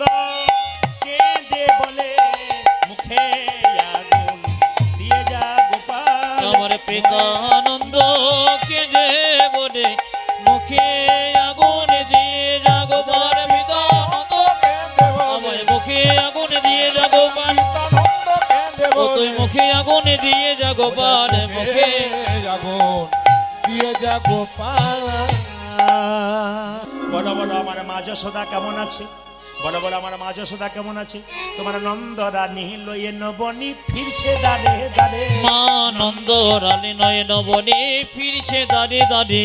নন্দ রানী লয়ে নবনী ফিরছে দাঁড়ে দাঁড়ে। ও তোমার নন্দ রানী লয়ে নবনী ফিরছে দাঁড়ে তোমার মা দাঁড়ে। নন্দ রানী নবনী নিয়ে কেঁদে কেঁদে বলছে আই নবনী খেয়ে যা গোপাল। ওরে আইন বনে খেয়ে যা গোপাল। আই নবনী খেয়ে যা গোপাল। আরে আইন বনে হে যা গোপাল। নন্দ রানী কেঁদে বলে আই নবনী খেয়ে যা গোপাল। মা নন্দ রানী কেঁদে বলে বলি আইন বনে খেয়ে যা গোপাল। নন্দ রানী ওরে আইন বনে খেয়ে যা গোপাল। ওরে আইন বনে খেয়ে যা গোপাল। আইন বনে হে যা গোপাল। সবার কাছে বিনীত নিবেদন রইল, কৃষ্ণের মা কাঁদছে গোপাল গোপাল বলে। আজকে নন্দরানী কেঁদে বলছে নবনী খেয়ে যা খেয়ে যা। আজকে আমাদের ঘরের মারাও কিন্তু কাঁদছে। মুসলিম সমাজে একটা গ্রন্থ আছে, সেই গ্রন্থটার নাম হচ্ছে দিন এ তালিম। বইটার নাম বলে দিচ্ছি, গ্রন্থটার নাম দিন এ তালিম। তাতে বলেছে बाप ने जन्म दिया उछली हुई पानी से और माँ ने जन्म दिया अपना जान का कुर्बानी से। बाबा तो दुदिन आनंद करेছে মাত্র, আর যিনি মা হয়েছেন 10 মাস 10 দিন গর্ভে রেখেছেন, তারপর জন্ম দিয়েছেন। বাবা বেঁচে আছেন? বাবা বাবা চলে গেছেন আগে, মা চলে গেছে। যিনি কীর্তন করাচ্ছেন যে ভাই, তাকে বলবো ওনাদের দুজনের ছবিটা দরজার সামনে টাঙিয়ে রাখো। দক্ষিণ দিকে দেওয়ালে উত্তর দিকে মুখ করে যেন ছবিটা টাঙানো থাকে। প্রতিদিন একটা ফুলের মালা দাও, বাবা মাকে প্রণাম করে কাজে বেরো, লাভ আছে। আস্তে বাবা আস্তে। আপনাদের বলে রাখি, মুসলিমদের ধর্মগ্রন্থে এক জায়গায় বলল, চলতা হ্যায় রিক্সা উঠতা হ্যায় ধুল, মা বাপ কা হাত মে হ্যায় জন্নত কা ফুল। জন্নত মানে স্বর্গের ফুল মা বাবার হাতে আছে। মায়ের মতো আপন কেউ হয় না, বাবার মতো আপন কেউ হয়। সবাই শুনবেন মন দিয়ে, এই জগতে যার মা নাই তার আপন বলতে কেউ, আপন বলিতে কেউ নয়। এই জগতে যার বাবা নাই তারে আপন বলতে কেউ। কীর্তন শুনে কোনো লাভ হবে না, কীর্তন শুনে কোনো লাভ হবে না, যদি তোমরা মা বাবার সেবা না করো। তবে কীর্তন শুনে তোমাদের কোনো লাভ হবে না। কীর্তন কেমন জিনিস দেখুন। এখন আপনারা ঘড়ির দিকে তাকান, 6:30টার সময় কীর্তন শুরু হয়েছে। 6:30টার সময় কীর্তন শুরু হয়েছে, 10টা বাজছে। আপনারা স্থির বসে আছেন। কীর্তন যদি ঠিকমতো প্রেমের বন্যায় ভাসানো যায়, কীর্তন মানুষ শোনে। রাত্রি দেখে না, ঘড়ি দেখে না, তারা নিজের জায়গায় স্থির হয়ে শোনে। একটু মন দিয়ে শুনবেন। মায়ের মতো আপন কেউ হয় না, যার মা কাঁদে তার সংসারে কোনোদিন সুখ হয় না। এই দিয়ে তাকাবেন মায়েরা। আমি হসপিটালে একবার গিয়েছিলাম বিশেষ কাজে। একজন মা মৃত্যুর সঙ্গে লড়াই করছে। ডাক্তারবাবু বাড়ির লোককে বলল, তোমাদের পেশেন্ট আর বাঁচবে না। যখন বলেছে আর বাঁচবে না, দেখুন এই সময় 20 টাকাটা বড় কথা নয়, কিন্তু এই সময় 20 লক্ষের কথা হচ্ছে। এই সময় 20 টাকাটার চাইতে 20 লক্ষের কথা হচ্ছে, মানে কথাগুলো শুনলে লাখ লাখ টাকার চাইতেও দাম আছে যদি ভেতরে ঢোকাতে পারেন। আসুন, ভাব নষ্ট হয়ে গেলে, ভাবের জায়গা থেকে সরে গেলে আর বলা যায় না। অনেক কথা বলতে গিয়ে আমি আটকে গেলাম, কারণ বারবার ডিস্টার্ব হলে আমার হয় না। তা আসুন, আপনারা শুনলেন, আমি আরো অনেকটা বলতাম, কিন্তু আমরা কি করব, মায়ের মতো আপন কেউ হয় না। কৃষ্ণকে জিজ্ঞেস করছে কৃষ্ণকে জিজ্ঞেস করছে তোমার মায়ের কথা জিজ্ঞেস করলে, এবার চলো তুমি একবার বজে চলো বজেশ্বর দিনে কি দুইয়ের তরে, তোমার মন মানে তো থাকবে সেটা, নইলে আসবে ফিরে। একবার বজে চলো বজেশ্বর দিনে কি দুইয়ের তরে, তোমার মন মানে তো থাকবে সেটা, নইলে আসবে ফিরে। সবাই লক্ষ্য করুন, ভগবান শ্রীকৃষ্ণ বৃন্দাবনে ফিরে গেল, ভগবান কিন্তু কোনোদিন যায়নি, পদকর্তা ভক্তের মনের বাসনা পূর্ণ করবার জন্য শুধু মিলিয়ে দিয়েছে মাত্র। আমি আপনাদের বলে যাই, যাদের কাছে মোবাইল আছে, একটা কথা বলবার আছে, আপনারা শুনে নিন। আমার মোবাইল নাম্বার হচ্ছে 62 96 14 14 27। যাদের কাছে মোবাইল আছে লোড করতে পারেন, আমি খুব পরিচ্ছন্নভাবে বলে দিচ্ছি। 62 96 14 আবার 14 27, 62 96 14 14 27। একটা নাম্বার আমার আছে 97 32 16 99 34। এই নাম্বারটা ভুল করে 38 ইউটিউবে দিয়েছে। ওই 38 নাম্বারে কেউ ফোন করে দেখবেন, হ্যাঁ 38, ওই নাম্বারটাতে ফোন করলে বলবে প্রদীপবাবুর ম্যানেজার বলছি, আর আপনি যদি ভুল করে বায়না করে দিলেন 38 নাম্বারে, আপনি কিন্তু ফেঁসে গেলেন, ওটা ফেক নাম্বার। কোনো একজন ব্যক্তি প্রদীপবাবুর ম্যানেজার বলে প্রচুর টাকা নিয়ে নিচ্ছে, আপনারা ভাবছেন বায়না হচ্ছে, কিন্তু হচ্ছে না। ওই জন্য বারবার বলি, কোনো নাম্বারে সে যখন 38 থাকবে 38, ওই নাম্বারে আপনারা কোনোদিন ফোন করবেন না। আসুন, আমরা এখন পয়সা দেবেন না, সবাই লক্ষ্য করুন, ভগবান শ্রীকৃষ্ণ বৃন্দাবনে এলো না, পদকর্তা মিলিয়ে দেখলো, ভগবান শ্রীকৃষ্ণ সবাইকে দেখা করলেন, আর রাধারানী কেঁদে কেঁদে বলছে, বধূ এসো, ওগো বহুদিন পরে বধুয়া এলে, দেখা না হইতো পরানো গেলে। আজ বহুদিন পরে বধুয়া এলে, দেখা না হইতো পরানো গেলে। বহুদিন পরে বধুয়া এলে, দেখা না হইতো পরানো গেলে। বহুদিন পরে বধুয়া এলে, দেখা না হইতো পরাণ গেলে। দেখা হতো না, আমায় দেখা হতো না, দেখা হতো না, না দেখা হতো না, যে পরাণে গেলে আর দেখা হতো না, ওই যে পরাণে গেলে আমার দেখা হতো না, পরাণে গেলে আর দেখা হতো ও না। যা পরাণ গেলে আর দেখা হতো না। ললিতা, এতে কসহিল অবলা বলে, ফাটিয়া যাইতো পাষাণ হলে। আজি এতে সহিত অবলা বলে, ফাটিয়া যাইতো পাষাণ হলে। এগুলো মন দিয়ে দ্বিজ চণ্ডীদাসের পদ। ওগো এতে কসহিল অবলা বলে, ফাটিয়া যাইতো পাষাণ ও হলে। যা এত সহিত অবলা বলে, ফাটিয়া যাইতো পাষাণ হলে। ফেটে যেত রে, আজি ফিটে যেত রে, ফেটে যেত ও যা যে ফেটে যেত রে, রে, পাষাণে হলে পরাণ ফেটে যেত রে, আমার পাষাণে হলে পরাণ ফেটে যেত রে, পাষাণে হলে পরাণ ফেটে যেত ও রে। যা পাষাণ হলে পরে ফেটে যেত রে। এই ললিতা, এই দেখ টাকা, ওগো কোকিলায় আসিয়া তরুপ গান, ভ্রমরায় আসিয়া ধরুপ গান। আমার কোকিলায় আসিয়া করুক গান, ভ্রমরায় আসিয়া ধরুক তান। কোকিলায় আসিয়া তরুপ গান, ভ্রমরায় আসিয়া ধরুপ ও গান। যা কোকিলায় আসিয়া ধরুক গান, ভ্রমরায় আসিয়া ধরুক গান। গগনে উদয় হৌক চন্দ্র পবন বহুক মন্দ মন্দ। আজ গগন উদয়ে হোক চন্দ পবন বহুক মন্দ মন্দ। গগনে উদয় হৌক চন্দ্র পবন বহুক মন্দ মন্দ। আজ গগন উদয় হৌক চন্দ্র পবন বহুক মন্দ মন্দ। একবার উদয় হও হে, উদয়ে হৌগে, উদয় হও ও হে, যা উদয় হৌকে, যে চন্দ্র আসি উদয় হও হে, কোটির চন্দ আসি উদয় হৌগে। চন্দ্র আসি উদয় হও হে। চন্দ্র আসি উদয় হৌকে। সকল দুঃখ যাও কদূরে, হারানো বধূ পেলাম ফিরে। ওই দেখ সকল